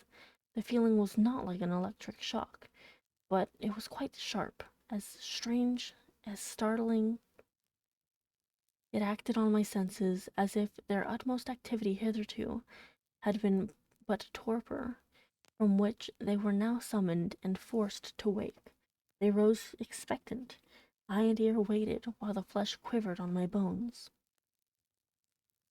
"What have you heard? What do you see?" asked St. John. I saw nothing, but I heard a voice somewhere cry, "Jane! Jane! Jane!" Nothing more. "Oh God, what is it?" I gasped. I might have said, "Where is it?" for it did not seem in the room, nor in the house, nor in the garden. It did not come out of the air, nor from under the earth, nor from overhead.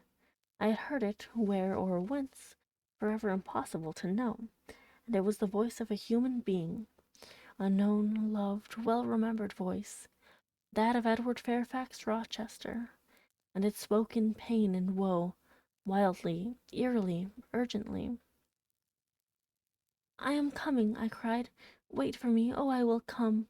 I flew to the door and looked into the passage. It was dark. I ran out into the garden. It was void. "Where are you?" I exclaimed. The hills beyond Marsh Glen sent the answer faintly back. "Where are you?" I listened. The wind sighed low in the firs. All was moorland loneliness and midnight hush. "Down, superstition," I commented, as that spectre rose up black by the black yew at the gate. "This is not thy deception, nor thy witchcraft. It is the work of nature.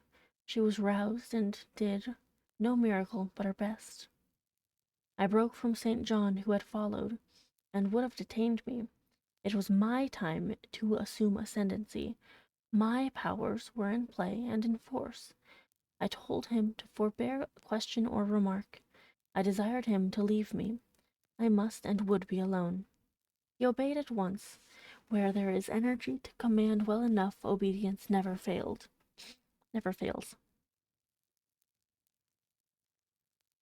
I mounted to my chamber, locked myself in, fell on my knees, and prayed in my way, a different way to John's, but effective in its own fashion. I seemed to penetrate very near a mighty spirit, and my soul rushed out in gratitude at his feet. I rose from the thanksgiving, took a resolve, and lay down, unscared, enlightened, eager but for the daylight. Oh, chapter 36. The daylight came. I rose at dawn. I busied myself for an hour or two with arranging my things in my chamber, drawers and wardrobe, in the order wherein I should wish to leave them during a brief absence. Meantime, I heard St. John quit his room. He stopped at my door. I feared he would knock. No, but a slip of paper was passed under the door. I took it up. It bore these words: "You left me too suddenly last night. Had you stayed but a little longer, you would have laid your hand on the Christian's cross and the angel's crown. I shall expect your clear decision when I return this day fortnight. Meantime, watch and pray that you enter not into temptation. The spirit, I trust, is willing, but the flesh I see is weak. I shall pray for you hourly. Yours, St. John." I've never wanted to vomit more than when this man says or writes anything. "My spirit," I answered mentally, "is willing to do what is right, and my flesh, I hope, is strong enough to accomplish the will of heaven, when once that will is distinctly known to me. At any rate, it shall be strong enough to search, inquire, to grope an outlet from this cloud of doubt, and find the open day of certainty."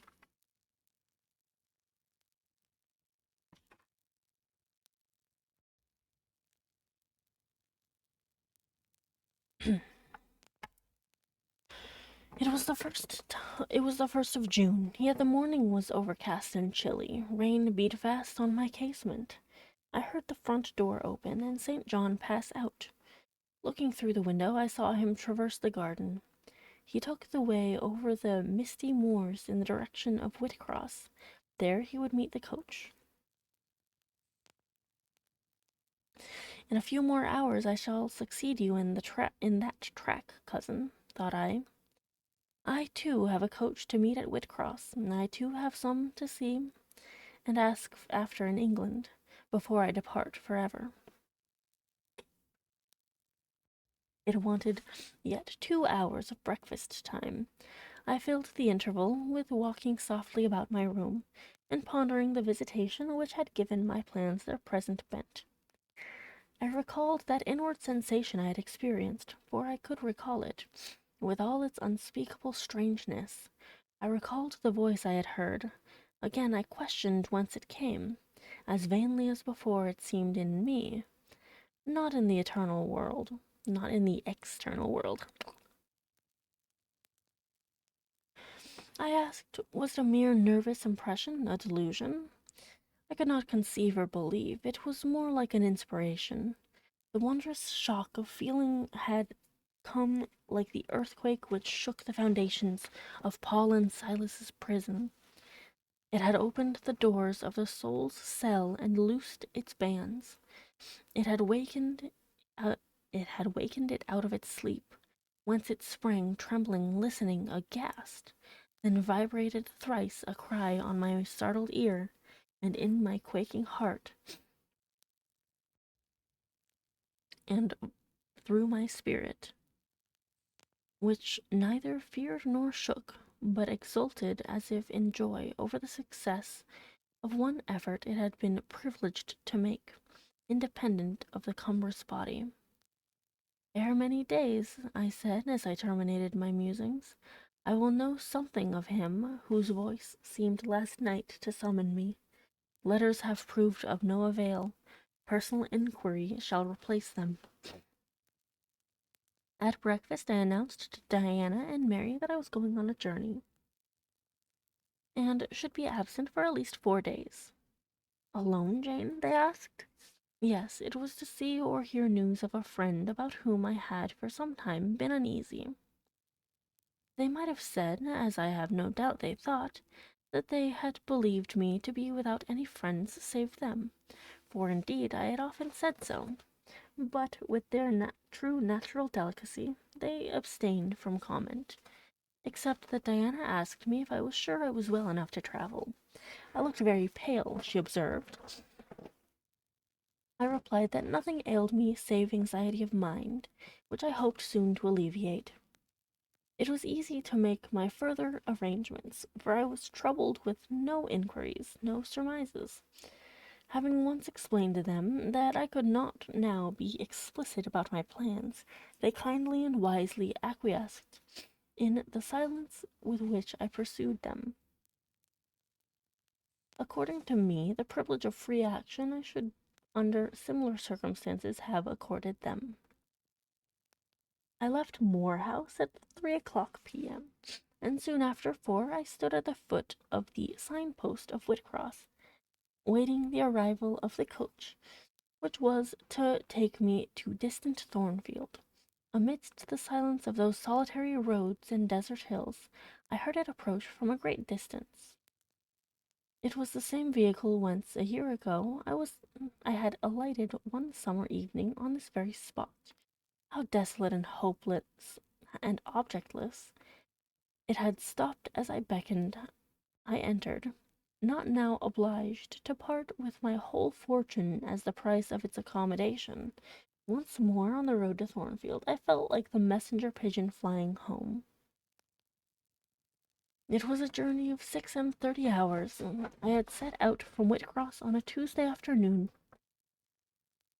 and early on the succeeding Thursday morning the coach stopped to water the horses at a wayside inn, situated in the midst of scenery whose green hedges and large fields and low pastoral hills, how mild of feature and verdant of hue compared with the stern North Midland moors of Morton, met my eye like the lineaments of a familiar face. Yes, I knew the character of this landscape. I was sure we were near my bourne. How far is Thornfield Hall from here? I asked of the ostler. Just 2 miles, ma'am, across the fields. My journey is closed, I thought to myself. I got out of the coach and gave a box I had into the ostler's charge, to be kept till I called for it, paid my fare, satisfied the coachman, and was going. The brightening day gleamed on the sign of the inn, and I read in gilt letters, Rochester Arms. My heart leapt up. I was already on my master's very lands. It fell again. The thought struck it. Your master himself may be beyond the British Channel, for aught you know. And then, if he is at Thornfield Hall, towards which you hasten, who besides him is there? His lunatic wife? And you have nothing to do with him. You dare not speak to him or seek his presence. You have lost your labor. You had better go no further, urged the monitor. Ask information of the people at the inn. They can give you all you seek. They can solve your doubts at once. Go up to that man and inquire if Mr. Rochester be at home. The suggestion was sensible, and yet I could not force myself to act on it. I so dreaded a reply that would crush me with despair. To prolong doubt was to prolong hope. I might yet once more see the hall under the ray of her star. There was there was the stile before me, the very fields through which I had hurried, blind, deaf, distracted, with a revengeful fury tracking and scourging me. On the morning I fled from Thornfield, ere I well knew what course I had resolved to take, I was in the midst of them. How fast I walked, how I ran sometimes, how I looked forward to catch the first view of the well-known woods. With what feelings I welcomed single trees I knew, and familiar glimpses of meadow and hill between them. At last the woods rose. The rookery clustered dark. A loud cawing broke the morning stillness. Strange delight inspired me. On I hastened, another field crossed, a lane threaded, and there were the courtyard walls, the back offices, the house itself, the rookery still hid. My first view of it shall be in front, I determined, where its bold battlements will strike the eye nobly at once, and where I can single out my master's very window. Perhaps he will be standing at it. He rises early. Perhaps he is now walking in the orchard, or on the pavement in front. Oh, could I but see him! Uh, but a moment, surely in that case I should not be so mad as to run to him. I cannot tell, I am not certain. And if I did, what then? God bless him. What then? Who would be hurt by my once more tasting the life his glance can give me? I rave. Perhaps at this moment he is watching the sun rise over the Pyrenees, or on the tideless sea of the south. Nah, I don't do that. I had coasted along we're reading Jane Eyre. That's what we're doing. We're having fun with it. We're getting close to the end. It's wild. We're like 30 pages away from the end of the book. It's crazy to me.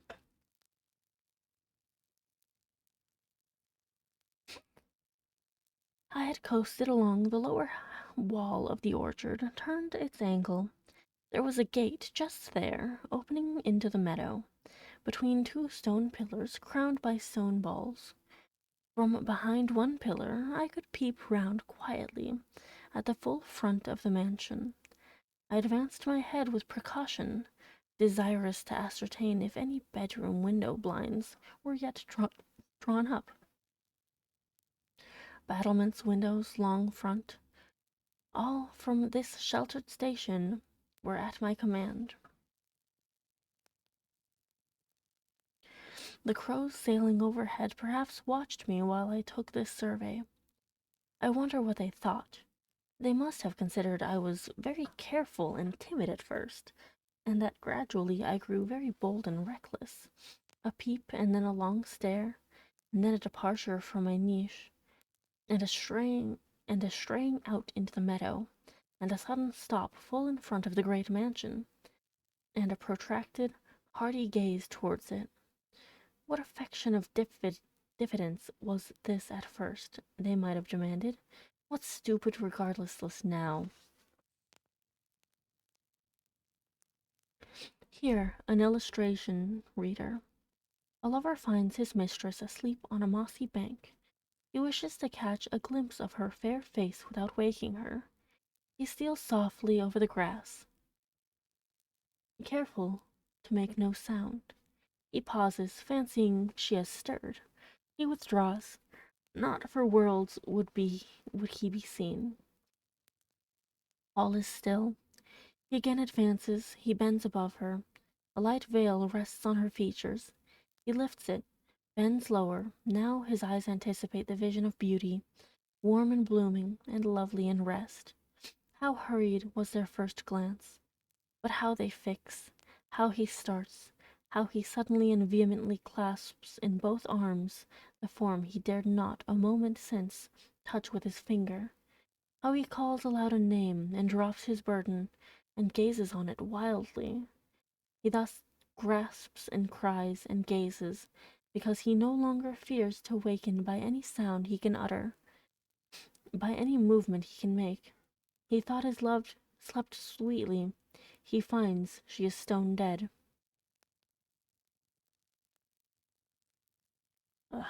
I looked with timorous joy towards a stately house. I saw a blackened ruin.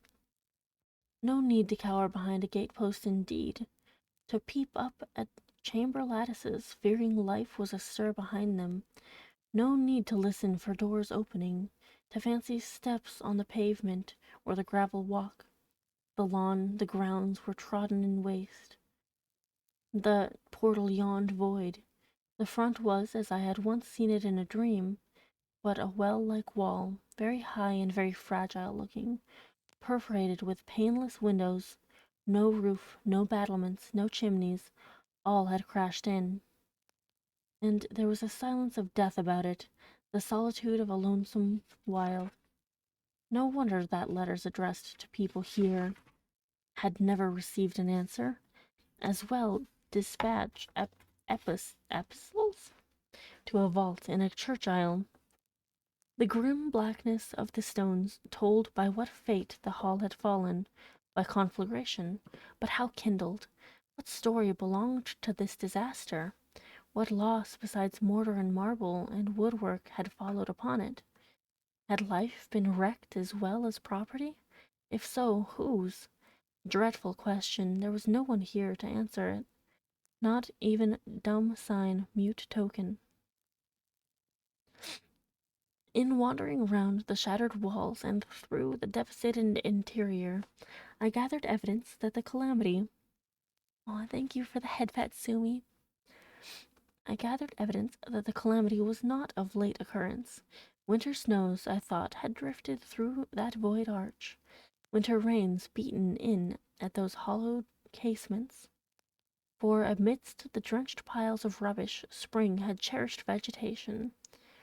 Grass and weed grew here and there between the stones and fallen rafters. And oh, where meantime was the hapless owner of this wreck? In what land, under what auspices?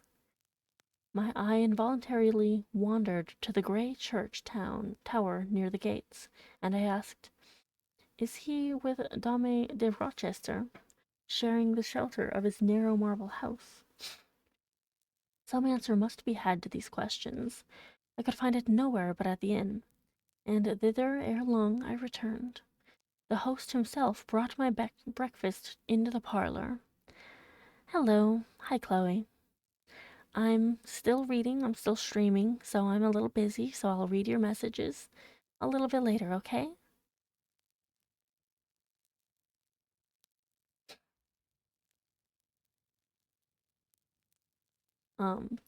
The host himself brought my breakfast into the parlor.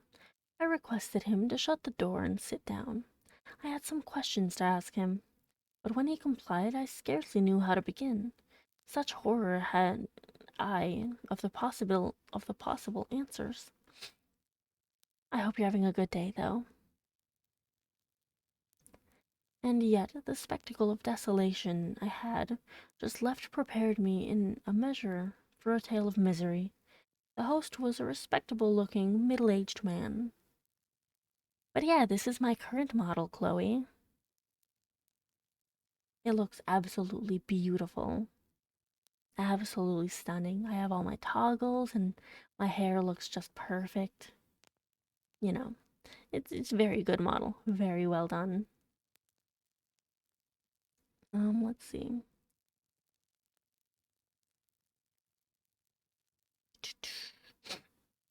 He was a respectable looking middle-aged man. You know Thornfield Hall, of course, I managed to say at last. Yes, ma'am, I lived there once. Did you? Not in my time, I thought. You're a stranger to me. I was the late Mr. Rochester's butler, he added. The late? I seemed to have received with full force the blow I had been trying to evade. The late? I gasped. Is he dead? I mean the present gentleman, Mr. Edward's father, he explained. I breathed again.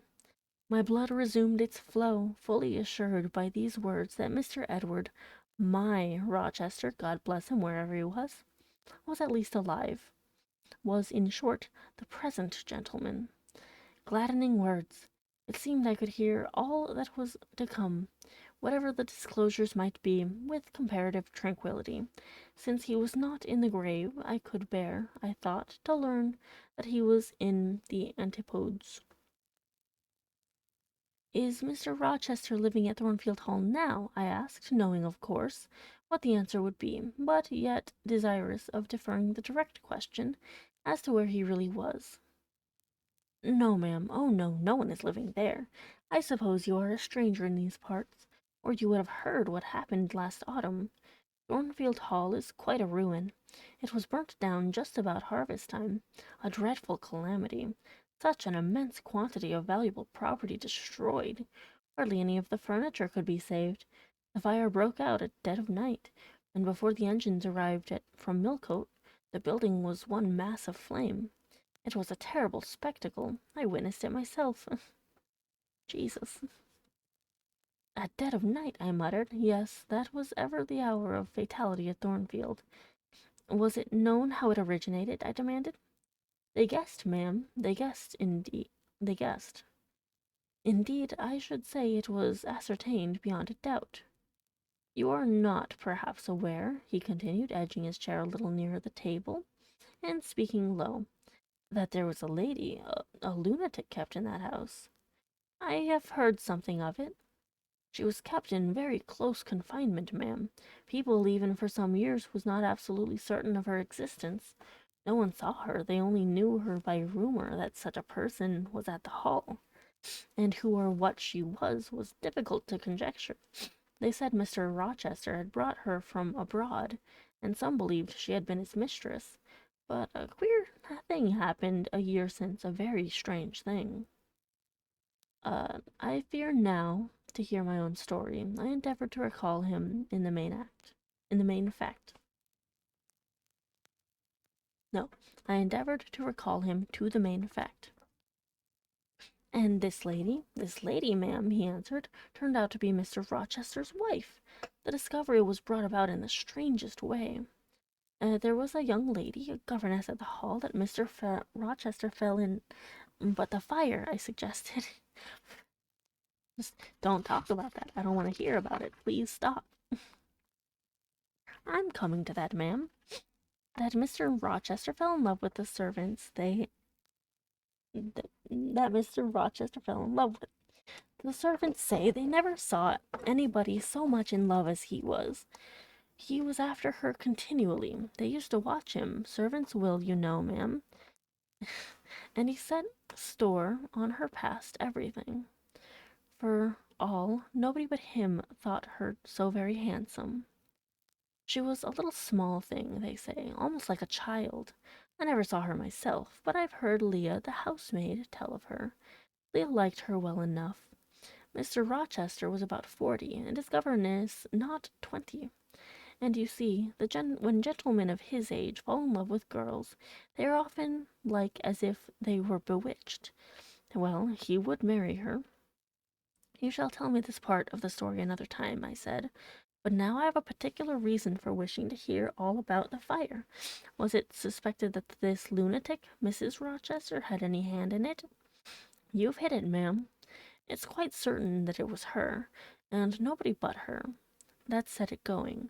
She had a woman to take care of her called Mrs. Poole, an able woman in her line, and very trustworthy, but for one fault, a fault common to a deal of them nurses and matrons. She kept a private bottle of gin by her, and now and then took a drop overmuch. It it is excusable, for she had a hard life of it, but still it was dangerous, for when Mrs. Poole was fast asleep after the gin and water, the mad lady, who was as cunning as a witch, would take the keys out of her pocket, let herself out of her chamber, and go roaming around the house, doing any wild mischief that came into her head. They say she had nearly burnt her husband in his bed once, but I don't know about that. However, on this night she set fire to the hangings of the room next her own, and then she got down to a lower story and made her way to the chamber that had been the governess's. She was like as if she knew somehow how matters had gone, and had a spite at her, and she kindled the bed there, but there was nobody sleeping in it, fortunately. The governess had run away 2 months before, and for all Mr. Rochester sought her as if she had been the most precious thing he had in the world, he never could hear a word of her, and he grew savage, quite savage on his disappointment. He never was a wild man, but he got dangerous after he lost her. He would be alone, too. He sent Mrs. Fairfax, the housekeeper, away to her friends at a distance, but he did it handsomely, for he settled an annuity on her for life, and she deserved it. She was a very good woman, Miss. She was a very good woman. Miss Adele, a ward he had, was put to school. He broke off acquaintance with all the gentry and shut himself up like a hermit at the Hall. What, he did not leave England? Leave England, bless you, no. He would not cross the doorstones of the house except at night, when he walked just like a ghost about the grounds and in the orchard, as if he had lost his senses, which, it is my opinion, he had, for a more spirited, bolder, keener gentleman than he was before that midge of a governess crossed him. You never saw, ma'am. He was not a man given to wine, or cards, or racing, as some are, and he was not so very handsome, but he had a courage and will of his own, if ever man had. I knew him from a boy, you see, and for my part, I have often wished that Miss Eyre had been sunk in the sea before she came to Thornfield Hall. Damn, that is rough. Fucking savage. Then Mr. Rochester was at home when the fire broke out? Yes, indeed was he. He went up to the attics when all was burning above and below, and got the servants out of their beds and helped them down himself, and went back to get his mad wife out of her cell. And then they called out to him that she was on the roof where she was standing, waving her arms above the battlements and shouting out till they could hear her a mile off. I saw her and heard her with my own eyes. She was a big woman, and had long black hair. We could see it streaming against the flames as she stood. I witnessed, and several more witnessed, Mr. Rochester ascend through the skylight of the roof onto the roof. We heard him call Bertha. We saw him approach her. Then, ma'am, she yelled and gave a spring, and the next minute she lay smashed on the pavement. Yikes. Dead?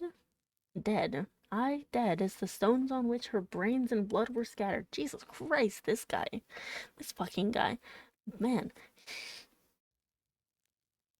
Good God. Yeah, that's a good response, Jane. You may well say so, ma'am. It was frightful, he shuddered. And afterwards, I urged. Well, ma'am, afterwards the house was burnt on the ground. There are only some bits of walls standing now. Were any other lives lost? No, perhaps it would have been better if there had. What do you mean? Ah, poor Mr. Edward, he said.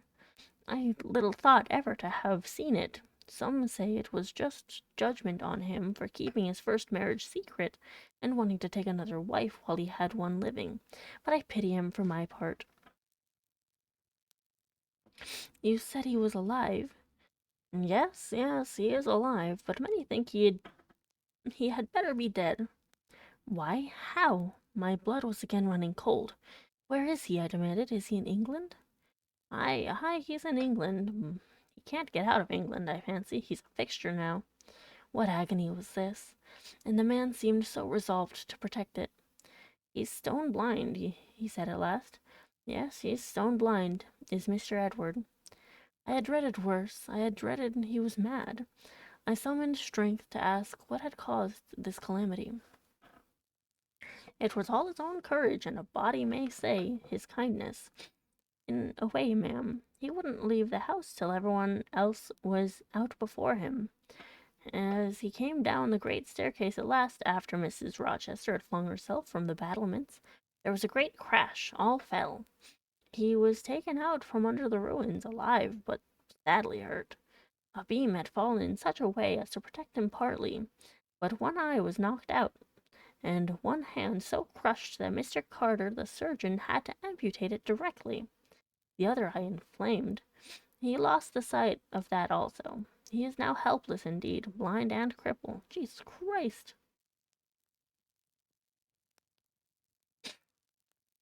Where is he? Where does he now live? At Ferndean, a manor house on a farm he has, about 30 miles off. Quite the desolate spot. Who is with him? Old John and his wife. He would have none else. He's quite broken down, they say. Have you any sort of conveyance? We have a chaise, ma'am, a very handsome chaise. Let it be got ready instantly, and if your postboy can drive me to Ferndean before dark this day, I'll pay both you and him twice the hire you usually demand. Aw, she's gonna go see him. I still am not super into Mr. Rochester, but, you know. He's a traitorous little shit, okay? He betrayed her trust. He betrayed her. He betrayed her. Chapter 37. The Manor House of Ferndean. Well, you're reading an ASMR stream where someone's reading classic literature. We are on chapter 37 of the book Jane Eyre, which is considered to be one of the, the top 10 greatest classics. You know, definitely in the top 5 gothic romances ever written. At least as a general sentiment. We are being cozy, we are being nice, we're enjoying this, and we are hoping that Mr. St. John from the book never returns and just goes right the hell away. He's so terrible. That chapter with him was just really painful to read, honestly.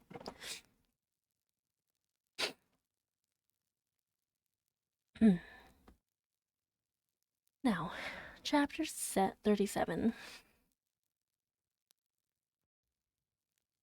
Seriously, Mr. St. John has absolutely no chill. The whole chapter was just him being like, well, I don't love you, but you should marry me and come with me to India to be missionaries because it's what God wants. And the whole time, Jane was like, you are fucking crazy. Nah, she wasn't. That's what I was like. I was like, you are a fucking lunatic. And I was going to be very upset with Jane if she went with him. Because she just wanted him to be her fucking brother, and she was so nice to him and did such good things for him. And he was a dick. And he did like all of the fucking gaslighting, emotional abuse bullshit, and just the worst. Just the worst. The manor house of Ferndean was a building of considerable antiquity, moderate size, and no architectural pretensions. deep buried in a wood. I had heard of it before. Mr. Rochester often spoke of it, and sometimes went there. His father had purchased the estate for the sake of the game covers. He would have let the house, but could find no tenant. Oh, he was gonna rent it out. Okay, got it. In consequence of its ineligible and insalubrious. Oh my god, insalubrious. Got it. Site. Ferndean then remained uninhabited and unfurnished, with the exception of some 2 or 3 rooms fitted for the accommodation of the squire when he went there in the season to shoot. To this house I came just ere dark on an evening marked by the characteristics of sad sky, cold gale, and continued small penetrating rain. The last mile I performed on foot, having dismissed the chaise and driver with the double Ramu. I'm very good at reading, as you can tell. Remuneration. That's a very strange word. I think it's pay. I had promised. Even when within a very short distance of the manor house, you could see nothing of it, so thick and dark grew the timber of the gloomy wood about it. Iron gates between granite pillars showed me where to enter, and passing through them I found myself at once in the twilight of close-ranked trees. There was a grass-grown track descending the forest aisle between hoar and knotty shafts, and under branched arches. I followed it, expecting soon to reach the dwelling, but it stretched on and on. It wound far and farther. No sign of habitation or grounds was visible. I thought I had taken a wrong direction and lost my way. The darkness of natural as well as of sylvan dusk gathered over me. I looked round in search of another road. There was none. All was interwoven, stem, columnar trunk, dense summer foliage, no opening anywhere. I proceeded. At last my way opened, and at last my way opened. The trees thinned a little.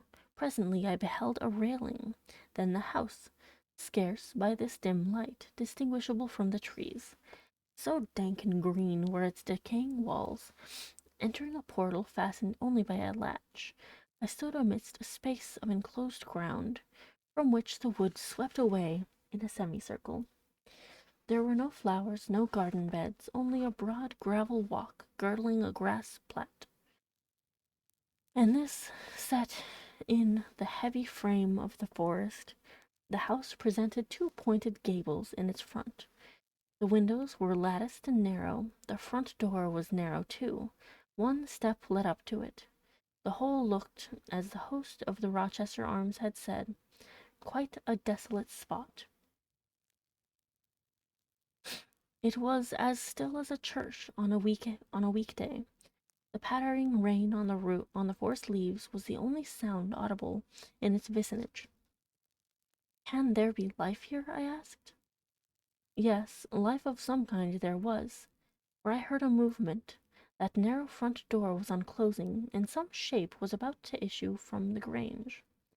It opened slowly.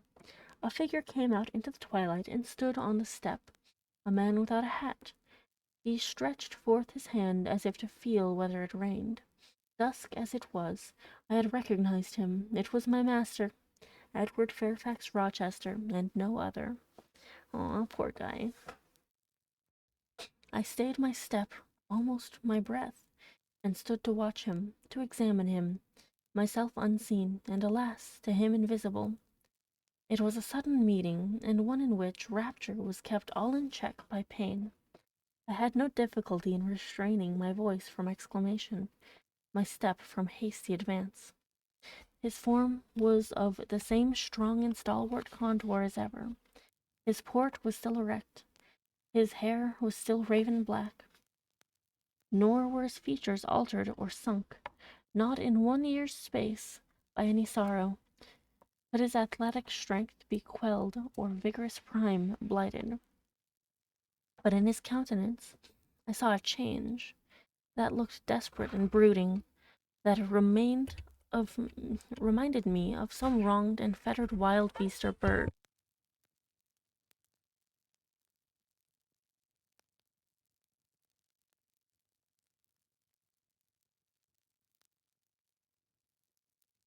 One moment, everyone, I'll be right back.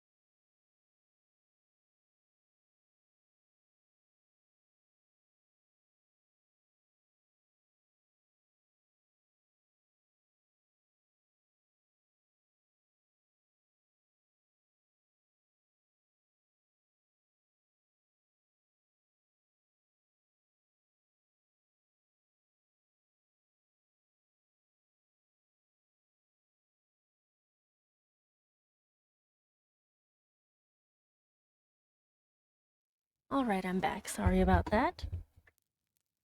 I got a surprise that came home early today. So we're going to try to focus and finish the book. Let's see.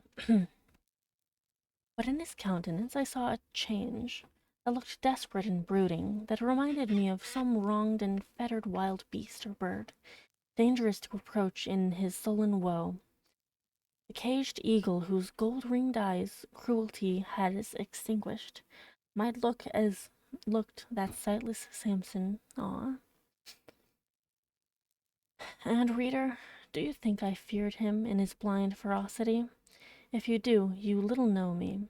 A soft hope, blessed with my sorrow, that soon I should dare to drop a kiss on that brow of rock, and on those lips so sternly sealed beneath it. But not yet. I would not accost him yet. Is she just straight up, like, about to go up and kiss this boy? I guess she, like, figured out that she really wanted to be with him. I don't know. I don't know.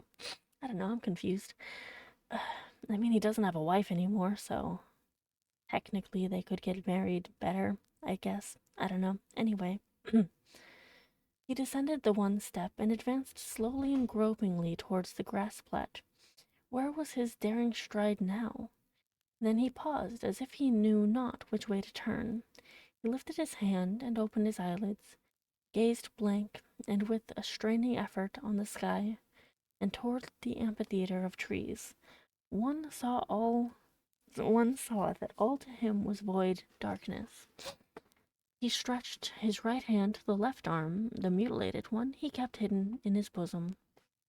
He seemed to wish by touch to gain an idea of what lay around him. He met but a vacancy still, for the trees were some yards off where he stood. He relinquished the endeavor, folded his arms, and stood quiet and mute in the rain, now falling fast on his uncovered head. At this moment John, oh yeah, John, one of his caretakers, John approached him from some quarter. "Will you take my arm?" he said. "There is a heavy shower coming on. Had you not better go in?" "Let me alone," was the answer. John withdrew without having observed me. Mr. Rochester now tried to walk about, vainly. All was too uncertain. He groped his way back to the house, and, re-entering it, closed the door. I now drew near and knocked. John's wife opened for me. "Mary," I said, "how are you?" She started as if she had seen a ghost. I calmed her. To her hurried. "Is it really you, miss? Come at this late hour to this lonely place?" I answered by taking her hand, and then I followed her into the kitchen. where John now sat by a good fire, explained to them in few words what I had heard, that I had heard all which had happened since I left Thornfield, and that I was come to see Mr. Rochester.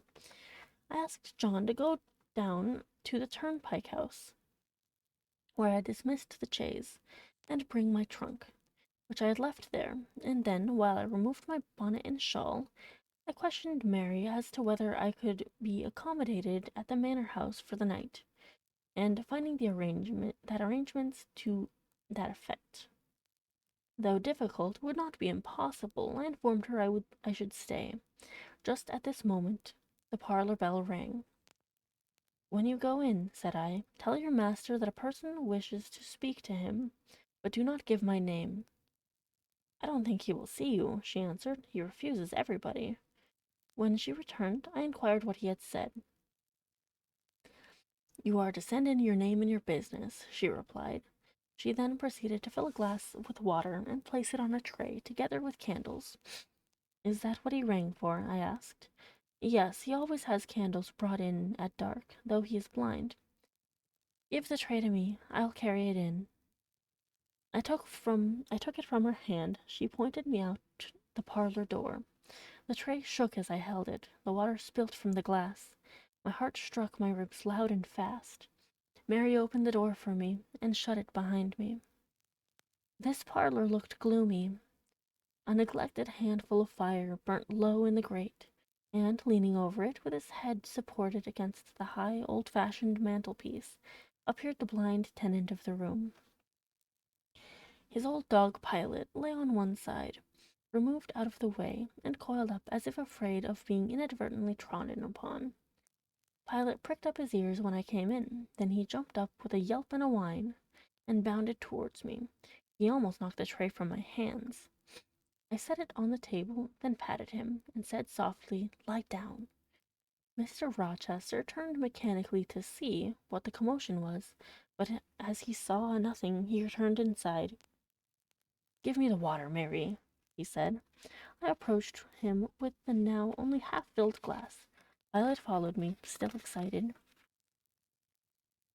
"What is the matter?" he inquired. "Down, Pilot," I again said. He checked the water on its way to his lips, and seemed to listen. He drank, and put the glass down. "This is you, Mary, is it not?" "Mary's in the kitchen," I answered. He put out his hand with a quick gesture, but not seeing where I stood, he did not touch me. "Who is this? Who is this?" he demanded, trying, as it seemed, to see with those sightless eyes, unavailing and distressing attempt. "Answer me, speak again," he ordered imperiously and aloud. "Will you have a little more water, sir? I spilled half of what was in the glass," I said. "Who is it? What is it? Who speaks?" "Pilot knows me, and John and Mary know I am here. I came only this evening," I answered. Great God, what delusion has come over me? What sweet madness has seized me? Aw, that was actually very sad. Oh no. No delusion, no madness. Your mind, sir, is too strong for delusion, your health too sound for frenzy. And where is the speaker? Is it only a voice? Oh, I cannot see, but I must feel, or my heart will stop and my brain burst. Whoever you are, be perceptible to the touch, or I cannot live. Aww.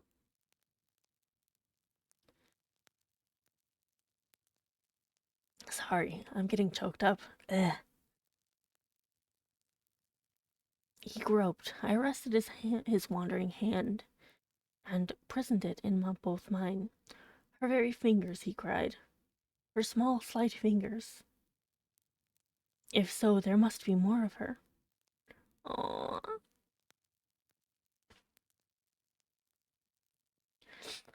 The muscular hand broke from my custody. My arm was seized, my shoulder, neck, waist. I was entwined and gathered to him. "Is it Jane? What is it? This is her shape. This is her size.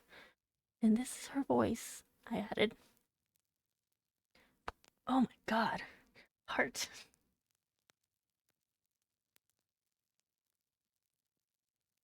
"She is all here, her heart too. God bless you, sir. I'm glad to be so near you again." Jane Jane Eyre, was all he said. My dear master, I answered, I am Jane Eyre. I have found you out. I am come back to you. In truth, in the flesh, my living Jane? You can touch me, sir. You hold me in fast enough. I am not cold like a corpse, nor vacant like air, am I? Uh, my living darling. These are certainly her limbs, and these her features, but I cannot be so blessed. After all my misery, it is a dream, such dreams as I have had at night when I have clasped her once more to my heart, as I do now, and kissed her, and as thus, and felt that she loved me and trusted that she would not leave me. Oh no!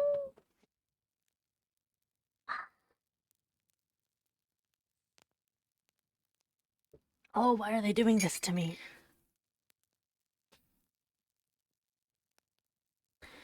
Which I never will, sir, from this day. Never will, says the vision, but I always woke and found it an empty mockery. And I was desolate and abandoned, my life dark, lonely, hopeless, my soul athirst and forbidden to drink, my heart famished and never to be fed. Gentle, soft dream, nestling in my arms now. You will fly too, as your sisters have, all fled before you. But kiss me before you go. Oh, my heart. Embrace me, Jane.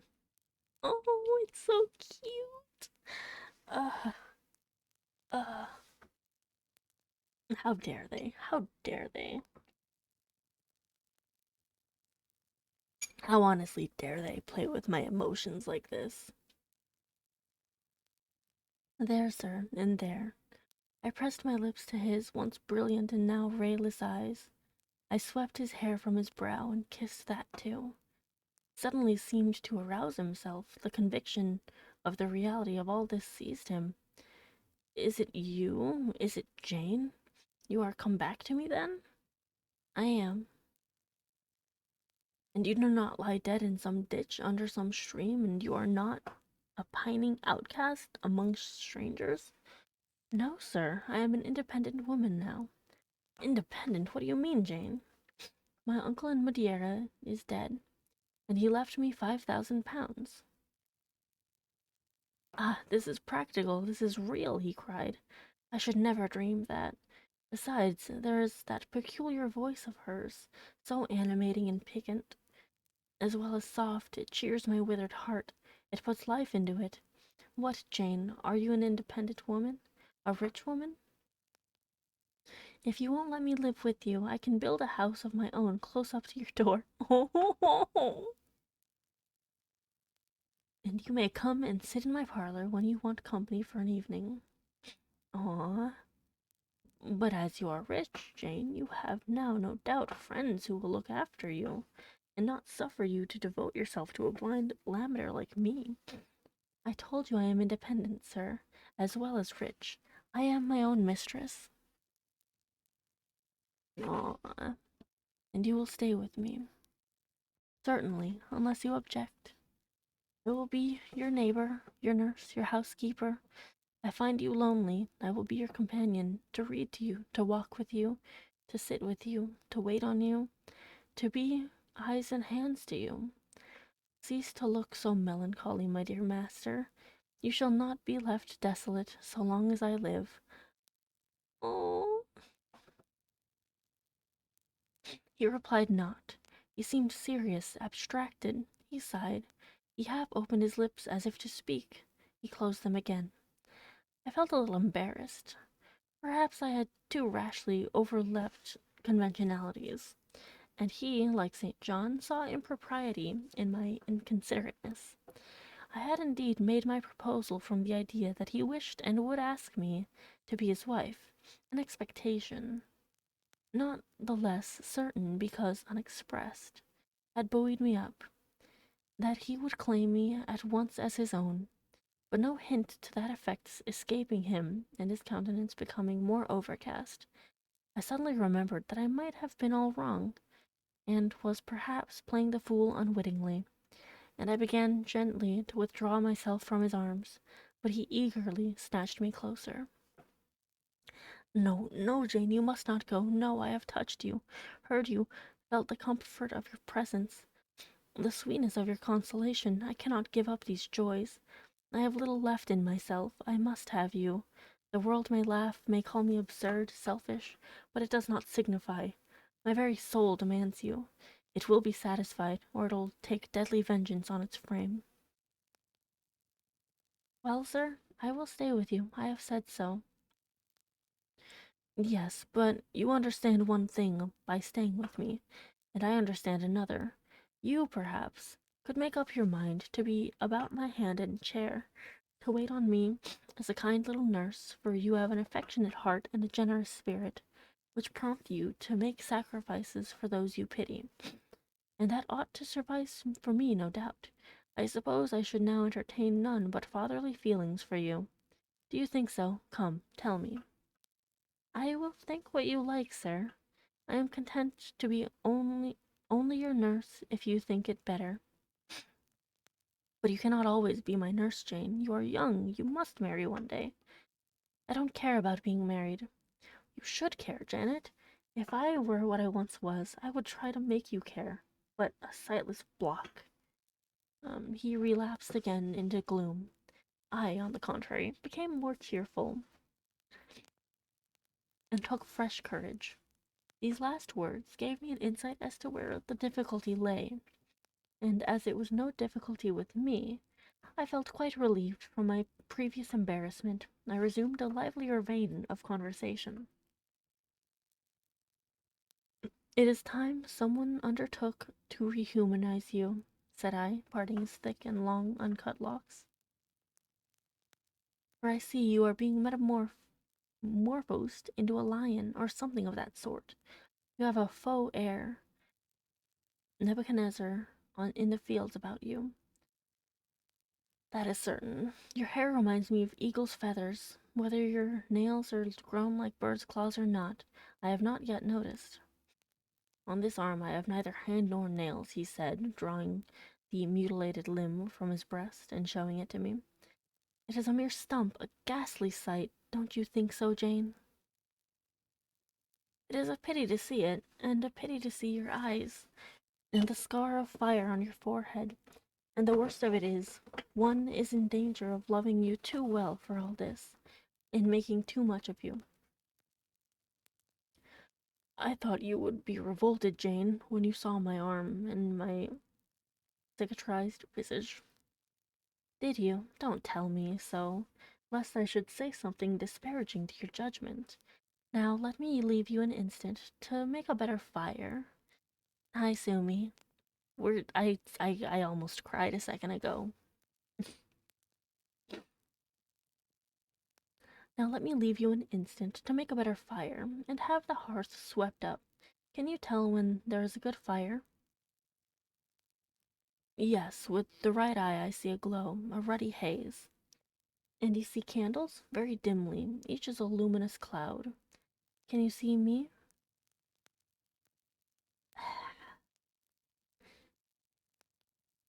Ah, no. Oh, oh no. Oh, no, my fairy. But I'm only. No, my fairy, but I'm only too thankful to hear and feel you.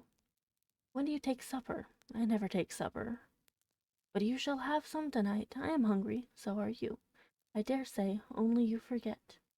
Summoning Mary, I soon had the room in more cheerful order. I prepared him, likewise, a comfortable repast. My spirits were excited, and with pleasure and ease I talked to him during supper, and for a long time after. There was no harassing restraint, no repressing of glee and vivacity with him, for with him I was at perfect ease. No, I've been struggling to. I might have yawned, but I've also been struggling because I keep getting so close to crying. This is such a sweet and sad thing that's happening right now. There was no harassing restraint, no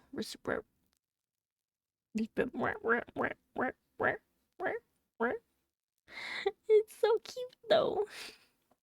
It's so cute and sad and it's beautiful. Anyway, there was no harassing restraint, no repressing of glee and vivacity with him. For with him I was at a perfect ease, because I knew I suited him. All I said or did seemed to either to console or revive him. Ah, delightful consciousness! It brought to life and light my whole nature. In his presence I thoroughly lived, and he lived in mine.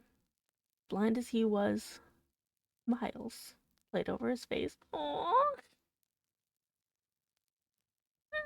it's too cute. Ah, smiles played over his face. Joy dawned on his forehead. His lineaments softened and warmed. Aww. After supper, he began to ask me many questions of where I had been, what I had been doing, how I had found him out, but I gave him only very partial replies. It was too late to enter into particulars that night. Besides, I wished to touch up no deep thrilling chord, to open no fresh well of emotion in his heart. My sole present aim was to cheer him. Cheered, as I have said, he was, and yet but by fits. If a moment's silence broke the conversation, he would turn restless, touch me, then say, "Jane, you are altogether a human being, Jane. You are certain of that?" He's like, "Am I dreaming? Are you gonna go away?" Uh, I conscientiously believe so, Mr. Rochester. Yet how, on this dark and doleful evening, could you so suddenly rise on my lone hearth? I stretched my hand to take a glass of water from a hireling, and it was given me by you. I asked a question expecting John's wife to answer me, and your voice spoke in my ear. Because I had come in Mary's stead with the tray, and there is enchantment in the very hour I am now spending with you. Who can tell what a dark, dreary, hopeless life I have dragged on for months past? Doing nothing, expecting nothing, merging night and day, feeling but the sensation of cold when I let the fire go out, of hunger when I forgot to eat, and then a ceaseless sorrow, and at times a very delirium of desire to behold my Jane again. Yes, for her restoration I longed, far more than that of my lost sight. How can it be that Jane is with me and says she loves me? Will she not depart as suddenly as she came? Tomorrow I fear I shall find her no more. A commonplace, practical reply, out of the train of his own disturbed ideas, was, I was sure, the best and most reassuring for him in this frame of mind. I passed my finger over his eyebrows and remarked that they were scorched, and that I would apply something which would make them grow as broad and black as ever. Where is the use in doing me good in any way, beneficent spirit, when at some fatal moment you will again desert me, passing like a shadow, whither and how to me unknown, and for me remaining afterwards undiscoverable? Have you a pocket comb about you, sir? What for, Jane? Just to comb out this shaggy black mane. I find you rather alarming when I examine you close at hand. You talk of my being a fairy, but I am sure you are more like a brownie. Am I hideous, Jane? Very, sir. You always were, you know. Aw. Humph. The wickedness has not been taken out of you, wherever you have sojourned. Yet I have been with good people far better than you. They're so sweet together. They have such a good, like, back and forth of, like, they're both, like, very smart people, and they're both sarcastic little shits, too. It's very adorable. Yet I have been with good people, far better than you, 100 times better people, possessed of ideas and views you never entertained in your life, quite more refined and exalted. Who the deuce have you been with?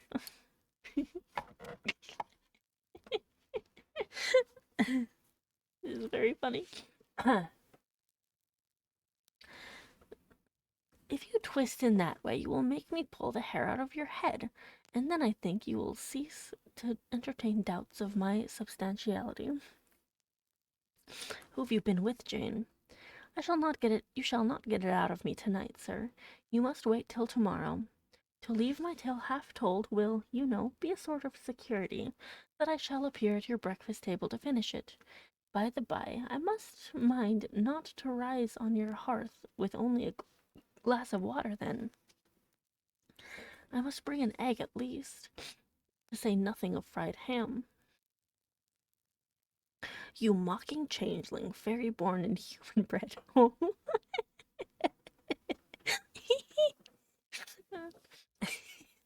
You make me feel as I have not felt these 12 months. If Saul could have you for his David, the evil spirit would have been exorcised without the aid of the harp. It's very funny. There, sir, you are read up and made decent. Now I'll leave you. I have been traveling these last 3 days, and I believe I am tired. Good night. Just one word, Jane. Were there only ladies in the house where you have been? I love what he. You mocking changeling, fairy born and human bred.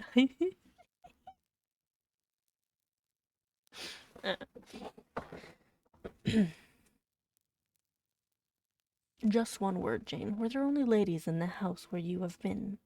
I laughed and made my escape, still laughing as I ran upstairs. A good idea, I thought with glee. I see I have the means of fretting him out of his melancholy for some time to come. Very early the next morning I heard him up and astir, wandering from one room to another. As soon as Mary came down, I heard the question, "Is Miss Eyre here?" Then, "Which room did you put her into? Was it dry? Is she up? Go and ask if she wants anything, and when she will come down." He's so adorable. He's so adorable. I came down as soon as I thought there was a prospect of breakfast. Entering the room very softly, I had a view of him before he discovered my presence. It was mournful indeed to witness the subjugation of that vigorous spirit into a corporeal infirmity. He sat in his chair still. He sat in his chair, still but not at rest, expectant evidently, the lines of now habitual sadness marking his strong features. His countenance reminded one of a lamp quenched, waiting to be relit. And alas, it was not himself that could now kindle the lustre of animated expression. He was dependent on another for that office. I had meant to be happy and careless, but the powerlessness of the strong man touched my heart to the quick. Still, I accosted him with what vivacity I could.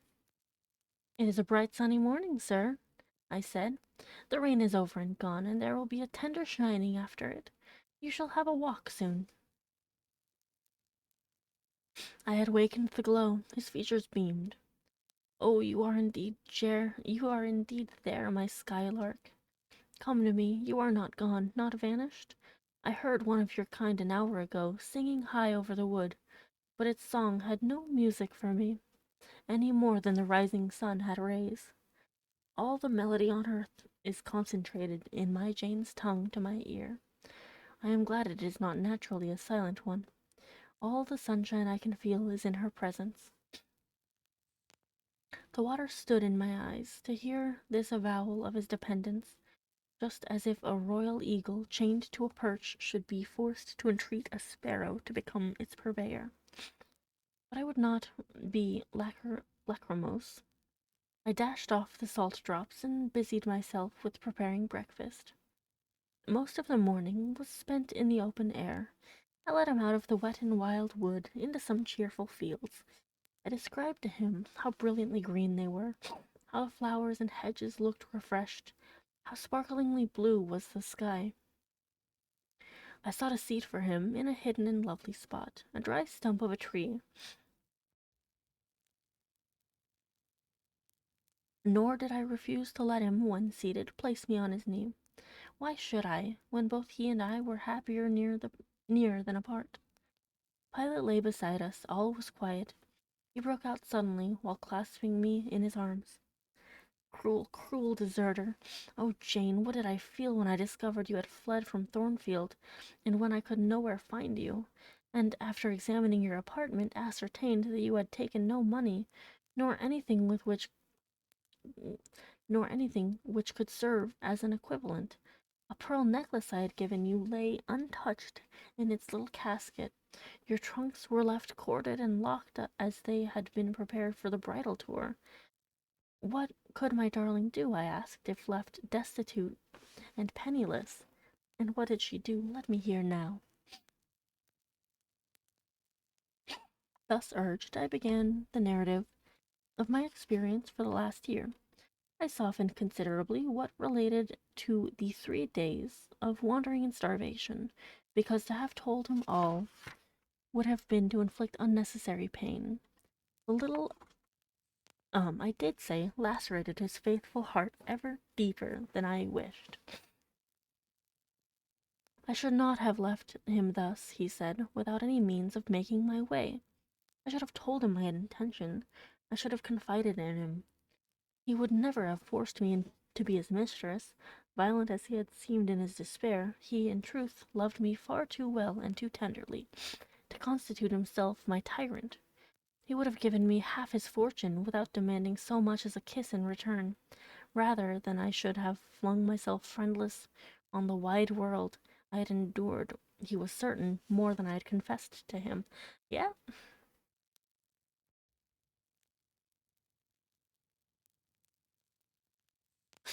well, whatever my sufferings had been, they were very short, I answered, and then I proceeded to tell him how I had been received at Moor House, how I had obtained the office of schoolmistress, etc. The accession of fortune, the discovery of my relations, followed in due order. Of course, St. John Rivers' name came in frequently in the progress of my tale. When I had done, that name was immediately taken up. This St. John, then, is your cousin? Yes. You have spoken of him often. Do you like him?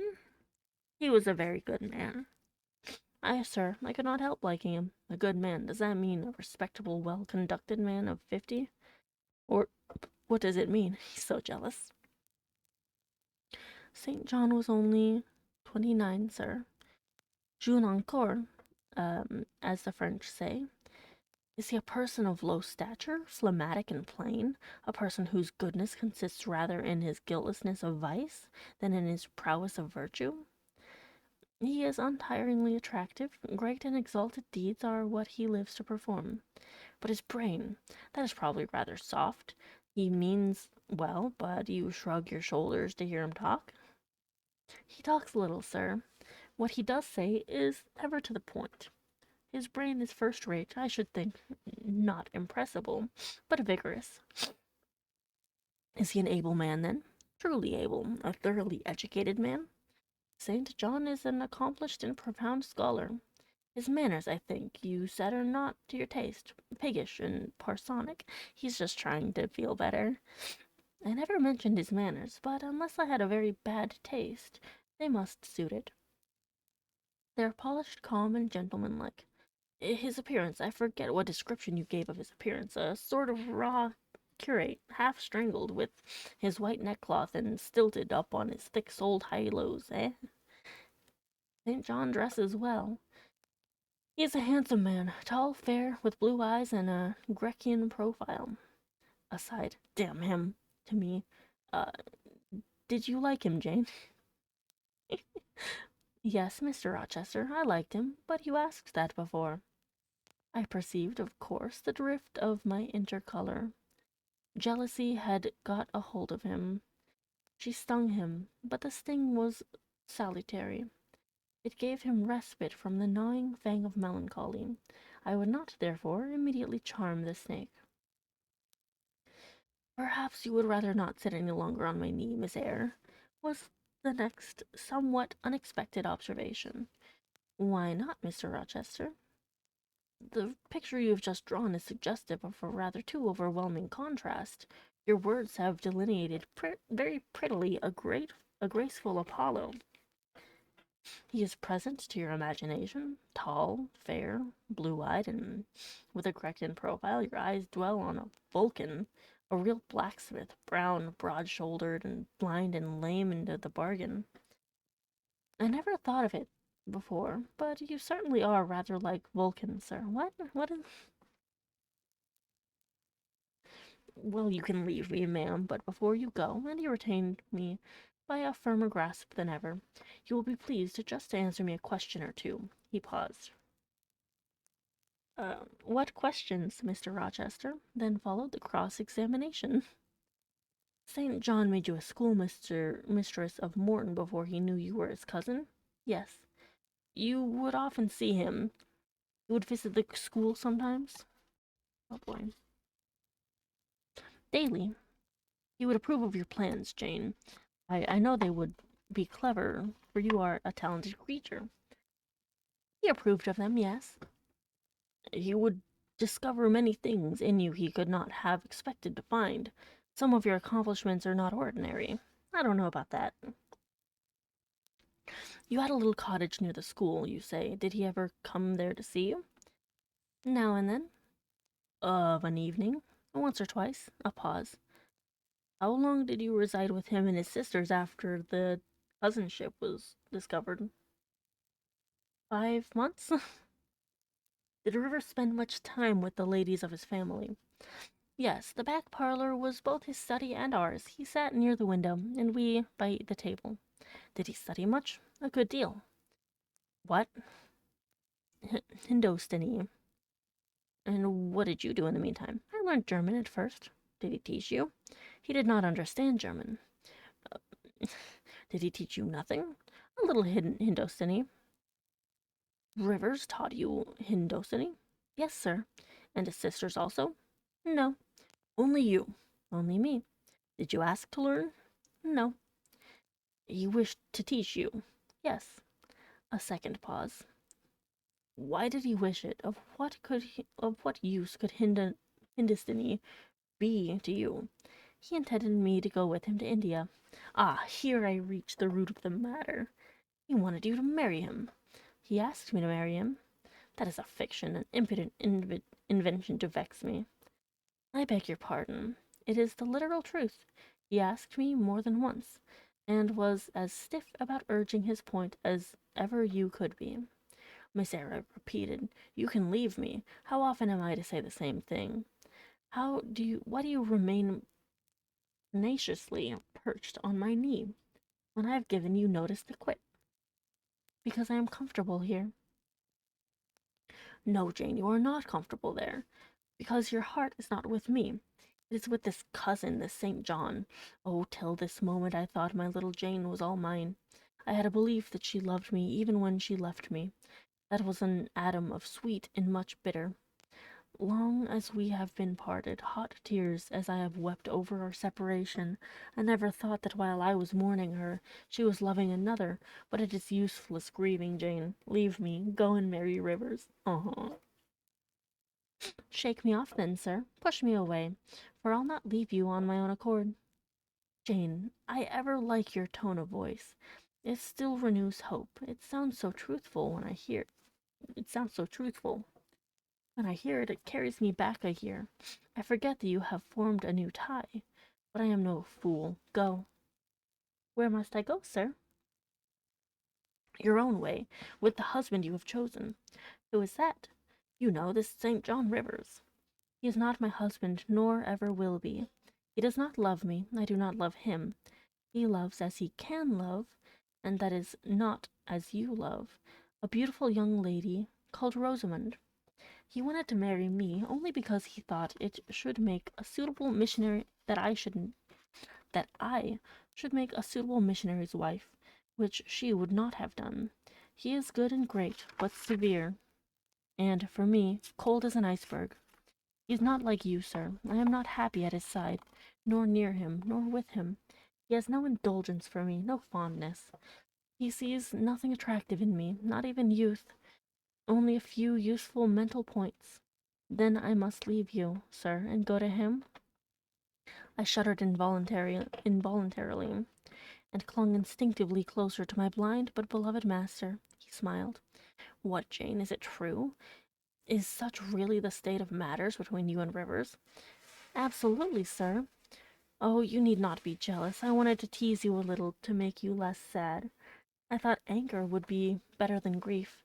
But if you wish me to love you, could you but see how much I do love you, you would be proud and content. All my heart is yours, sir. It belongs to you, and with you it would remain, were fate to exile the rest of me from your presence forever. Again, as he kissed me, painful thoughts darkened his aspect. My seared vision, my crippled strength, he murmured regretfully. I caressed in order to soothe him. I knew of what he was thinking, and wanted to speak for him, but dared not. As he turned aside his face a minute. Hello. I saw a tear slide from under the sealed eyelid and trickle down the manly cheek. My heart swelled. I'm no better than the old lightning-struck chestnut tree in Thornfield Orchard, he remarked ere long. And what right would that ruin have to bid a budding woodbine cover its decay with freshness? You are no ruin, sir, no lightning-struck tree. You are green and vigorous. Plants will grow about your roots, whether you ask them or not, because they take delight in your bountiful shadow.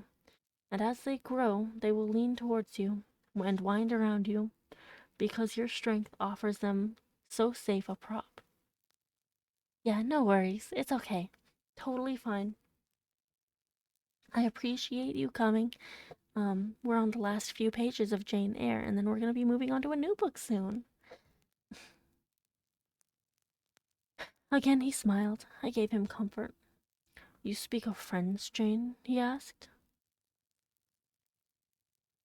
Yes, of friends, I answered rather hesitatingly, for I knew I meant more than friends, but could not tell what other word to employ. He helped me. Ah, Jane, but I want a wife. Do you, sir?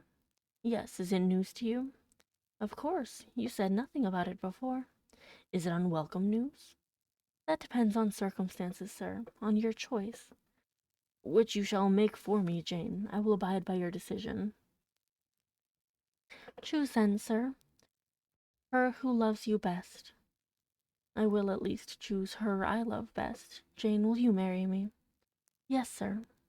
A poor blind man whom you will have to lead about by the hand? Oh, thank you. Yeah, I really hope that you enjoy um the next book that I'm going to be reading. I'm still kind of torn between either Carmilla or Frankenstein, but we will probably have a vote coming up. You can also join the Discord server if you want to do that for voting purposes. I might do it on Twitter too. I don't know. We'll see. Yes, sir. A crippled man 20 years older than you, whom you will have to wait on. Yes, sir. Truly, Jane? Most truly, sir. Oh, my darling, God bless you and reward you. Mr. Rochester, if ever I did a good deed in my life, if ever I thought a good thought, if ever I prayed a sincere and blameless prayer, if ever I wished a righteous wish, I am rewarded now. To be your wife is, for me, to be as happy as I can be on earth. Oh, it's so cute. Because you delight in sacrifice? Sacrifice? Oh, thank you. Sacrifice? What do I sacrifice? Famine for food, expectation for content? To be privileged to put my arms around what I value? To press my lips to what I love? To repose? Ah, damn. Ugh. To repose on what I trust? Is that to make a sacrifice? If though, then I certainly delight in the sacrifice. And to bear with my infirmities, Jane. to overlook my deficiencies, which are none, sir, to me. I love you better now, when I can really be useful to you, than I did in your state of proud independence, when you disdained every part but that of the giver and protector. Hitherto I have hated to be helped, to be led. Henceforth I shall hate it no more. I did not like to put my hand into a hireling's, but it is pleasant to feel it circled by Jane's little fingers. I preferred utter loneliness to the constant attendance of servants, but Jane's soft ministry will be a perpetual joy. Jane suits me. Do I suit her? To the finest fibre of my nature, sir. The case being so, we have nothing in the world to wait for. We must be married instantly. I'm reading a real physical book because I like physical books. I think that they are much prettier, and there's just something different about touching the book and like turning the pages. And I do also love the smell of books.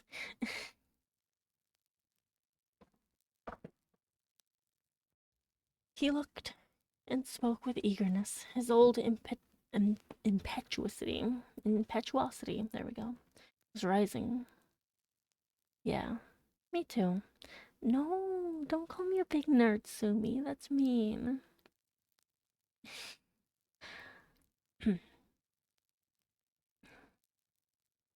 We must become one flesh without any delay. Jane, there is but the license to get, then we marry. It's really good. I love book smell. I know you're just messing. Mr. Rochester, I have just discovered the sun is far declined from its meridian, and Pilot has actually gone home to his dinner. Let me look at your watch. Fasten it to your girdle, Janet, and keep it henceforward. I have no use for it. It is nearly 4 o'clock in the afternoon, sir. Don't you feel hungry? The third day from this must be our wedding day, Jane. Never mind fine clothes and jewels. Now, all that is not worth a fillip. The sun has dried up all the raindrops, sir. The breeze is still quite hot. Uh, it's quite hot. Do you know, Jane, I have your little pearl necklace at this moment fastened round my bronze scrag under my cravat.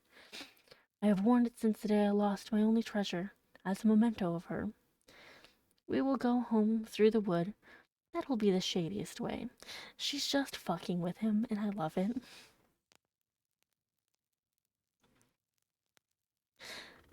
Oh, it's okay. That's kind of some of the point of this. It's a very cozy, comfy stream that's, I hope people can take naps during it. Or like, I don't know. He pursued his own thoughts without heeding me. Jane, you think me, I dare say, an irreligious dog, but my heart swells with gratitude to the beneficent God of this earth just now. He sees not as man sees, but far clearer, judges not as man judges, but far more wisely. I did wrong. I would have sullied in my innocent flower, breathed guilt on its purity. The Omnipotent snatched it from me. I, in my stiff-necked rebellion, almost cursed the dispensation. Instead of bending to the decree, I defied it. Divine justice pursued its course. Disasters came thick on me. I was forced to pass through the valley of the shadow of death. His chastisements are mighty, and one smote me which has humbled me forever.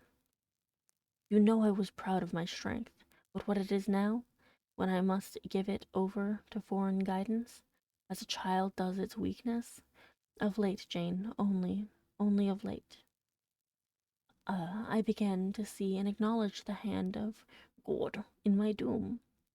I began to experience remorse, repentance, the wish for reconcilement.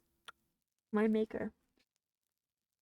Thank you for the hydrate.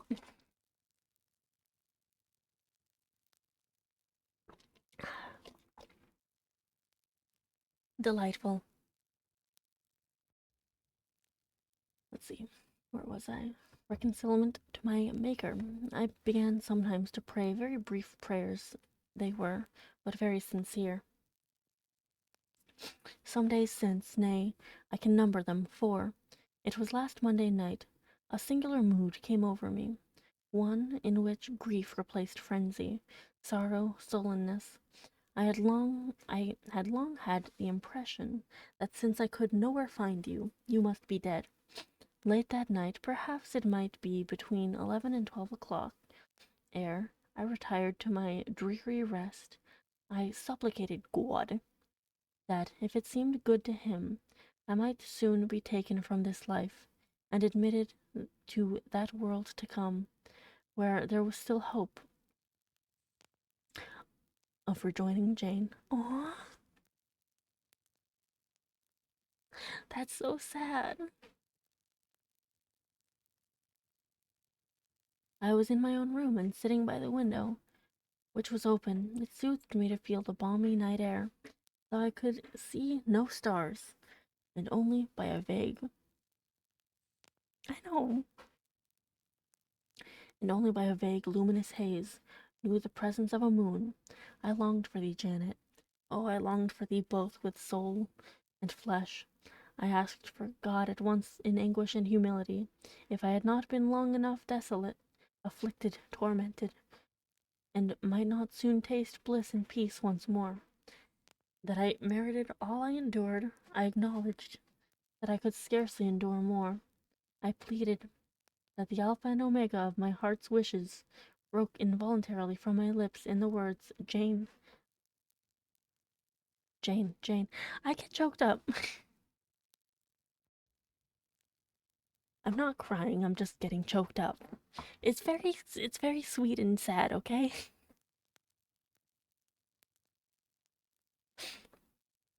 Did you speak these words aloud? I did, Jane. If any listener had heard me, he would have thought me mad. I pronounced them with such frantic energy. And it was last Monday night, somewhere near midnight. Yes, but the time is of no consequence. What followed is the strange point. You will think me superstitious. Some superstition I have in my blood, and always had. Nevertheless, this is true. True at least is it that I heard what I now relate. I'm not crying, I'm just choked up. There are no tears right now, okay?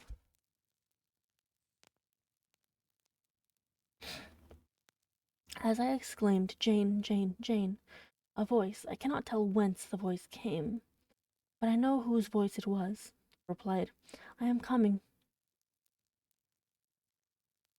Wait for me. And a moment after went whispering on the wind the words, Where are you? Shh.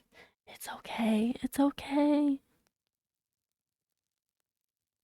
I'll tell you, if I can, the picture these words opened to my mind. Yet it is difficult to express what I want to express. Ferndean is buried, as you see, in a heavy wood, where sound falls dull and dies over under reverberating. Where are you seemed spoken amongst mountains, for I heard a hill-sent echo repeat the words. Cooler and fresher at the moment, the gale seemed to visit my brow. I could have deemed that in some wild, lone scene, I and Jane were meeting in spirit. I believe we must have met.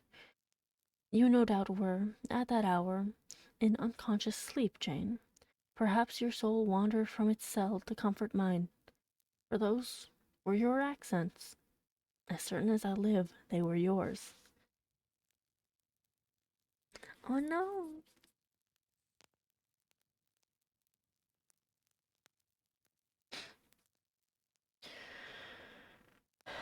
I need to take a breath.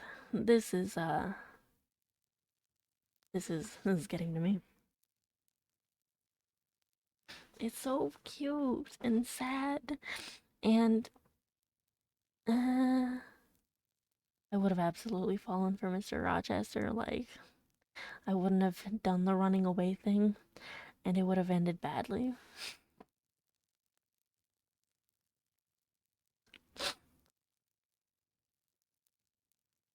Yeah, my nose itches a lot. I'm not crying. My nose itches. I keep scratching it. Let's see. Reader, it was on Monday night, near midnight, that I too had received the mysterious summons. Those were the very words by which I replied to. I listened to Mr. Rochester's narrative, but made no disclosure in return. The coincidence struck me as too awful and inexplicable to be communicated or discussed. If I told anything, my tale would be such as must necessarily make a profound impression on the mind of my hearer, and that mind, yet from its suffering too prone to gloom, needed not the deeper shade of the supernatural. I kept these things, then, and pondered them in my heart.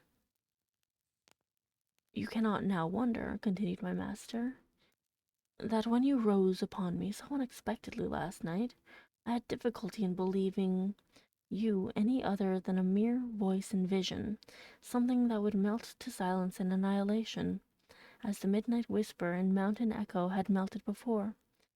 Now I thank God. I know it to be otherwise.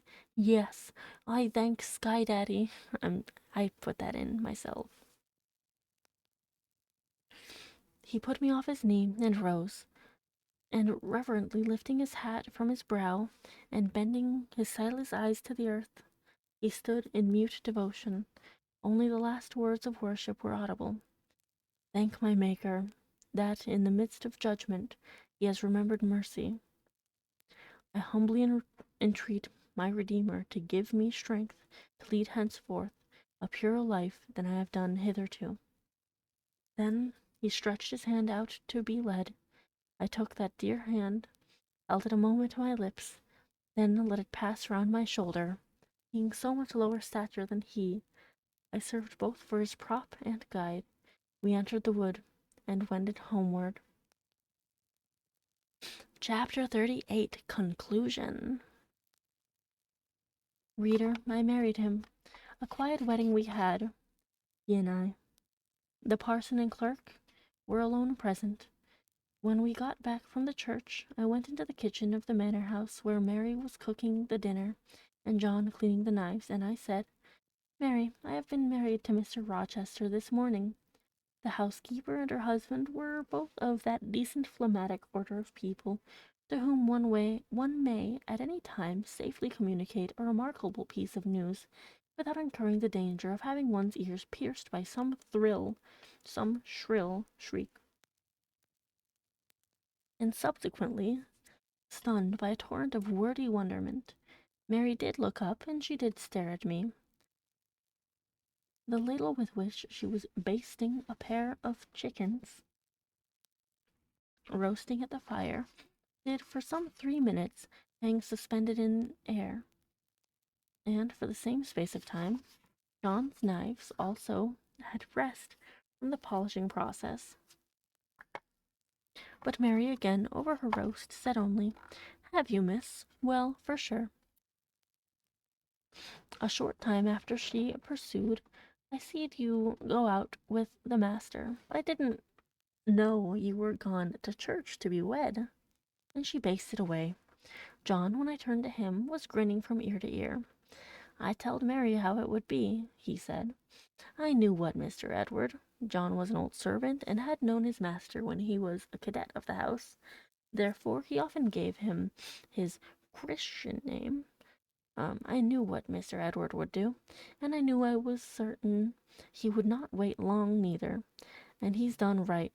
For aught I know, I wish you joy, miss. And he politely pulled his 4 o'clock. Thank you, John. Mr. Rochester told me to give you and Mary this. I put into his hand a 5-pound note. Without waiting to hear more, I left the kitchen. In passing the door of the sanctum some time after, I caught the words, One moment.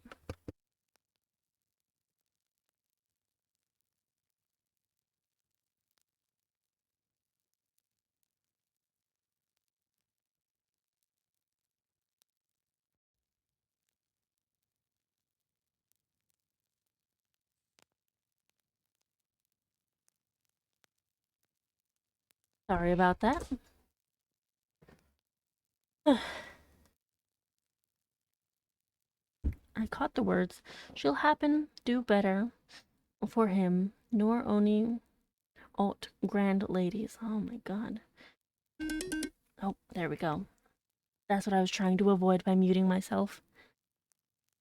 Thank you. Oh my, there's a lot of very chopped up words here. This is hard. Okay. You'll happen do better for him, nor only ought grand ladies. And again, if she bent one o' the handsomest, she's known fall and very good natured, and I his een she's fair beautiful. Oh, in his eyes, she's beautiful. Anybody may see that. He's hard. I wrote to Moor House and to Cambridge immediately to say what I had done, fully explaining also why I had thus acted. Diana and Mary approved the step unreservedly. Diana announced that she would just give me time to get over the honeymoon, and then she would come and see me. She'd better not wait till then, Jane, said Mr. Rochester, when I read the letter to him. If she does, she'll be too late, for our honeymoon will shine our life long. Its beams will only fade over your grave or mine. Aw. How St. John received the news, I don't know. He never answered the letter in which I communicated it, yet 6 months after he wrote to me, without, however, mentioning Mr. Rochester's name or alluding to my marriage. His letter was then calm, and though very serious, kind. He maintained a regular, though not frequent, correspondence ever since. He hopes I am happy, and trusts I am not of those who live without God in the world, and only mind earthly things. You have not quite forgotten little Adele, have you, reader? I had not. I soon asked and obtained leave of Mr. Rochester to go and see her at the school where he had placed her. Her frantic joy at beholding me again moved me much. She looked pale and thin. She said she was not happy. I found the rules of the establishment were too strict, its course of study too severe for a child of her age. I took her home with me. I meant to become her governess once more, but I soon found this impracticable. My time and cares were now required by another. My husband needed them. So I sought out a school conducted on a more indulgent system, and near enough to permit my visiting her often, and bringing her home sometimes. I took care she should never want for anything that could contribute to her comfort. She soon settled in her new abode. She became very happy there, and made fair progress in her studies. As she grew up, a sound English education corrected in a great measure her French defects. That's fucking weird. And when she left school, I found in her a pleasing and obliging companion, docile, good-tempered, and well-principled. By her grateful attention to me and mine, she has long since well repaid any little kindness I ever had it in my power to offer her. My tale draws to its close. One word respecting my experience of married life, and one brief glance at the fortunes of those whose names have most frequently recurred in this narrative. And I have done. And I have done. I have now been married 10 years. I know what it is to live entirely for and with what I love best on earth. Aw. I hold myself supremely blessed, blessed beyond what language can express, because I am my husband's life as fully as he is mine. No woman was ever nearer to her mate than I am, ever more absolutely bone of his bone and flesh of his flesh. I know no weariness of my Edward's society. He knows none of mine, and any more than we each do of the pulsation of the heart that beats in our separate bosoms. Consequently, we are ever together. To be together is for us to be at once as free as in solitude, and happy as in company. We talk, I believe, all day long to each other. Uh, yeah, to talk to each other is but a more animated and audible thinking. All my confidence is bestowed on him. All his confidence is devoted to me. We are precisely suited in character, perfect concord in the result. Mr. Rochester continued blind the first 2 years of our union. Perhaps it was that circumstance that drew us so very near, that knit us so very close. For I was then his vision, as I am still his right hand. Literally, I was, what he often called me, the apple of his eye.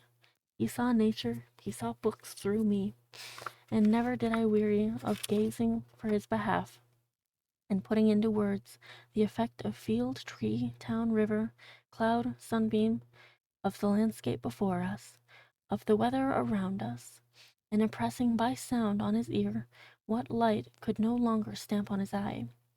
Never did I weary of reading to him, never did I weary of conducting him where he wished to go, of doing for him what he wished to be done.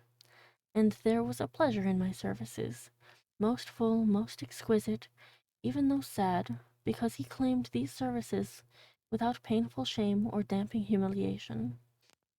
He loved me so truly that he knew no reluctance in profiting by my attendance. He felt I loved him so fondly that to yield that attendance was to indulge my sweetest wishes. One morning, at the end of the 2 years, I was writing a letter to his dictation. He came and bent over me and said, "Jane, have you a glittering ornament round your neck?" "I had a gold watch chain," I answered. "Yes." "And have you a pale blue dress on?" I had, he informed me then, that for some time he had fancied the obscurity clouding one eye was becoming less dense, and that now he was sure of it. He and I went up to London. He had the advice of an eminent occultist, and he eventually recovered the sight of that one eye. He cannot now see very distinctly. He cannot read or write much, but he can find his way without being led by hand. The sky is no longer a blank to him, the earth no longer a void. When his firstborn was put into his arms, he could see that the boy had inherited his own eyes, as they once were, large, brilliant, and black. On that occasion, he can, with a full heart, acknowledged that Sky Daddy tempered judgment with mercy. My Edward and I, then, are happy, and the more so because those we most love are happy likewise. Diana and Mary Rivers are both married. Alternately, once every year, they come to see us, and we go to see them. Diana's husband is a captain in the Navy, a gallant officer and a good man. Mary's is a clergyman, a college friend of her brother's, and, from his attainments and principles, worthy of the connection. Both Captain Fitzjames and Mr. Wharton love their wives, and are loved by them. Welcome back. Side note, Mr. Rochester kind of got his sight back, like, a little bit. I can do a basic plot synopsis of the whole thing. We're on, like, the last page. But they got married. Mr. Rochester got some of his sight back. Her cousins got married. It was a great time. As to Mr. St. John Rivers, fuckface, he left England, went to India. He entered on the path he had marked for himself. He pursues it still. A more resolute, indefatigable pioneer never wrought amidst rocks and dangers, firm, faithful, and devoted, full of energy and zeal and truth. He labors for his race. He clears their painful way to improvement. He hews down, like a giant, the prejudices of creed and caste that encumber it. He may be stern, he may be exacting, he may be ambitious, yet Justin, I'm so close to being done. You can ask the question, but I'll answer it after I'm done reading, okay? but his is the sternness of the warrior Greatheart, who guards his pilgrim convoy from the onslaught of Apollyon. His is the exaction of the apostle, who speaks but for Christ, when he says, "Whosoever will come after me, let him defy himself, and take up his cross and follow me." No, I'm not. I told you my nose itches. Like, genuinely itches. Let's see. His is the ambition of the High Master Spirit, which aims to fill a place in the first rank of those who are redeemed from the earth, who stand without fault before the throne of Sky Daddy, who share the last mighty victories of the Lamb, who are called and chosen and faithful. Saint John is unmarried. He never will marry now. He has hitherto sufficed to the toil, and the toil draws near its close. His glorious sun hastens to its setting. The last letter I received from him drew from my eyes human tears, and yet filled my heart with divine joy. He anticipated his sure reward, his incorruptible crown. I know that a stranger's hand will write to me next, to say that the good and faithful servant has been called at length into the joy of He is Lord. Yeah, I say Sky Daddy instead of God because it got really preachy for like a whole chapter with St. John. And why weep for this? No fear of death will darken St. John's last hour. His mind will be unclouded, his heart will be undaunted, his hope will be sure, his faith steadfast. His own words are a pledge of this.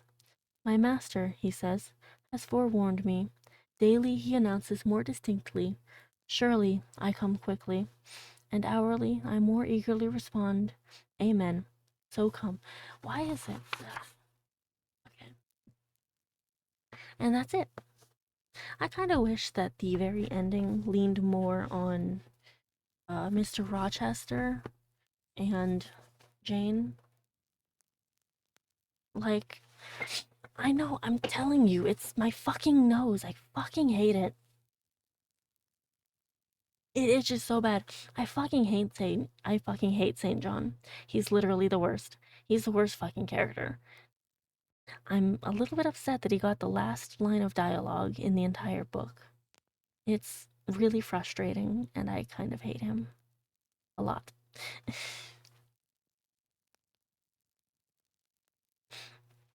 Yes, it is so bad.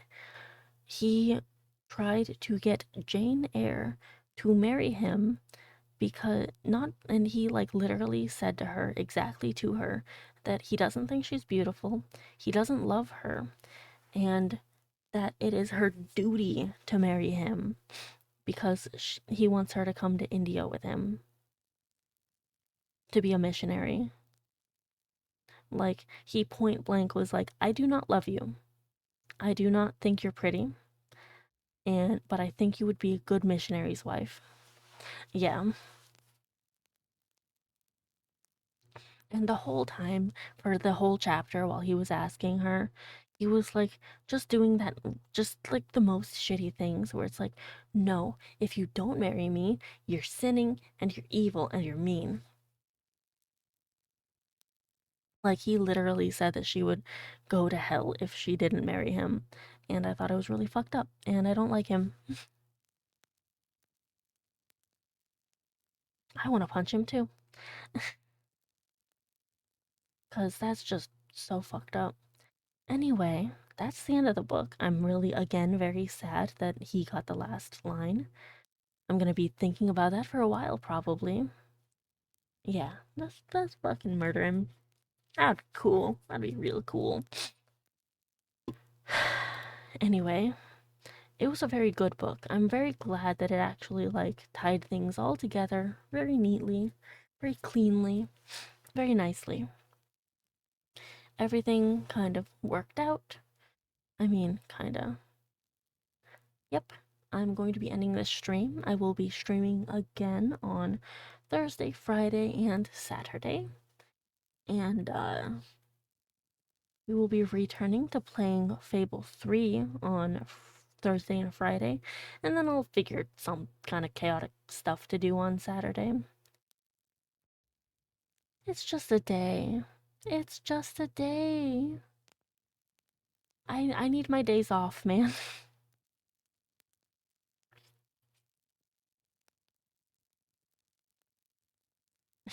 Yeah, a whole day. He's silly. Anyway, I am going to end it, and I'm going to. Is there anyone that I actually know that we can raid? I don't think so. I don't think anyone's online right now.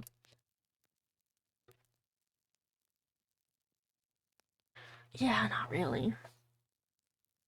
Well, then I guess we're just gonna end it. No, I'm not crying anymore. I was choked up because it was saying very sweet things. And I'm a hopeless romantic. And I can't help it. No tears left my eyes this time, okay? The tears happened a long time ago in the book, okay? I just got choked up. Anyway, thank you all for coming by. I'm going to be putting up the vote for what I should read next. And we'll have fun. We'll see what happens. I'm really excited. And yeah, I hope you all have a lovely day. And I will see you on Thursday or Friday or Saturday. Okay, thank you so much for coming by. Thank you for all your support and love and just being amazing. Okay, bye. Have a good day. Bye. Bye.